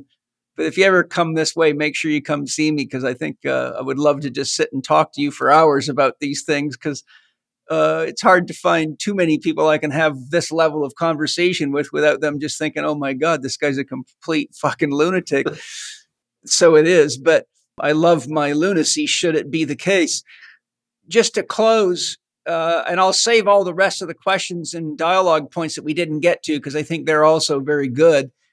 I think it's important for you to share what your services are, where you're at, what you offer, so people can find you and take advantage of your life of practice and study, and know that there's a safe container for people out there where people can go and really grow themselves and get into your training in shamanism and all the other things that you offer. Well, thank you so much. The two principal places to see us if you're interested in having these kinds of experiences and going further into our work is bluemorphotours.com. That's where we have our plant medicine retreats. And if you're interested in studying and being part of a mystery school and also getting certified in plant medicines as a sitter or a coach, we have bluemorphoacademy.com as well. And so we're both on providing healing and learning. And we're now also an academic institution and supporting this tremendous growth and awareness around the topics that we've discussed. And then if you want to see us on social media, you can find me at Blue Morpho Retreats on both Facebook and Instagram, or my name, Hamilton Souther, on both Instagram and Facebook. And that's Souther, just in case you're wondering how to spell it. At least I hope I got it right. Yeah, after you did. all these Yes. communications. Thank you. Hamilton So- Souther, Souther. And also, I have a number of books on Amazon. And so you can always just Google my name and see a tremendous amount of information about me. That's, I didn't even realize you had books on Amazon. Yeah, I think currently I have 4 books. And I'm going to have another one coming out before the end of the year. Are any of them in hard copy or are they all digital? No, there's print on demand copies for all of them. Okay, well, if you ever feel inspired to share some with me, please do. I'd love to have a space for you in my library. Oh, it'd be amazing. I'm happy to send you the books. Yeah, please send me your address and I'll make sure to give copies to you. That'd be amazing. I'll definitely do that. Yeah, because, I'm a collector and, having the conversations we've had together, it makes me want to see what you've written in those books. Well, I appreciate that I'll be able to- tremendously. Thank you. I'll make sure you get my Spirit Gem series when it comes out. It'll be a total of about 2,000 pages. So it's Wow. six volume set. I'm just finishing up the editing on the first volume now. So we're hoping to have it out sometime in the last quarter of the year by the look of it right now. And so far I've got over 150 original pieces of art and diagrams that I've created to help people understand these things. So it's been a big, huge project. It's the biggest project in my entire life, actually. Wow. But so I'm looking forward to sharing. So I'll reciprocate with you is what I'm saying. Thank you very much. And thank you, all of you, for listening. I hope you enjoyed this very interesting conversation between Hamilton and I. I love Hamilton because I get to ask questions that even interest me. I often have my own perspective, but I like to see what another mind that's that developed also sees, because it lets me either know that I'm sane or I'm potentially crazy. And so far, Hamilton's supporting my sane evaluation of myself, which many wouldn't agree with, but that's okay. And so thank you to all my sponsors for all your amazing products and your sustainable practices and regenerative practices that help make the world a better place. In fact, anytime you buy anything from the sponsors, you are putting money in the hands of people that are the solution. And it also gives a little commission to the podcast so I can do the work to run the best podcast I possibly can. So lots of love to all of you. I hope you agree with Hamilton and I. There's lots of small things we can do together to be the solution and make the world a better place. And I think it's also, like we've trying to inspire you, a great time to get into a spiritual practice, even if it's just meditation or Tai Chi or Qigong or slow walking or monitoring your breathing. I mean, there's spiritual practices for almost any personality type out there. So it doesn't have to be something uncomfortable that makes you feel like, oh my God, I got to do this. With a little effort, you can find something that really suits your personality. And that's what I try to do with my students, is give them things that are an ideal for the way they relate to themselves in the world, and start there. So I look forward to sharing something exciting with you in a week, and lots of love to all of you. Thank you for listening to Living 4D with Paul Chek and today's guest, Hamilton Souther. You can follow Hamilton on X at Hamilton Souther or on Facebook at Hamilton Souther Official. Visit the Blue Morpho websites at bluemorphotours.com for in-person plant medicine retreats and bluemorphoretreats.world for online retreats. You can also find them on Instagram and Facebook at Blue Morpho Retreats. Catch up with Paul on Instagram, TikTok and Threads at paul.chek, on X at Paul Chek, or on his YouTube podcast channel, youtube.com/living4D with Paul Chek. Watch more on Paul's blog at paulcheksblog.com or visit the Chek Institute site at chekinstitute.com to find Paul's e-learning courses, advanced training programs, and to learn more about the Chek Academy. You can read the show notes and find links to all the resources mentioned in this episode at chekinstitute.com/podcast.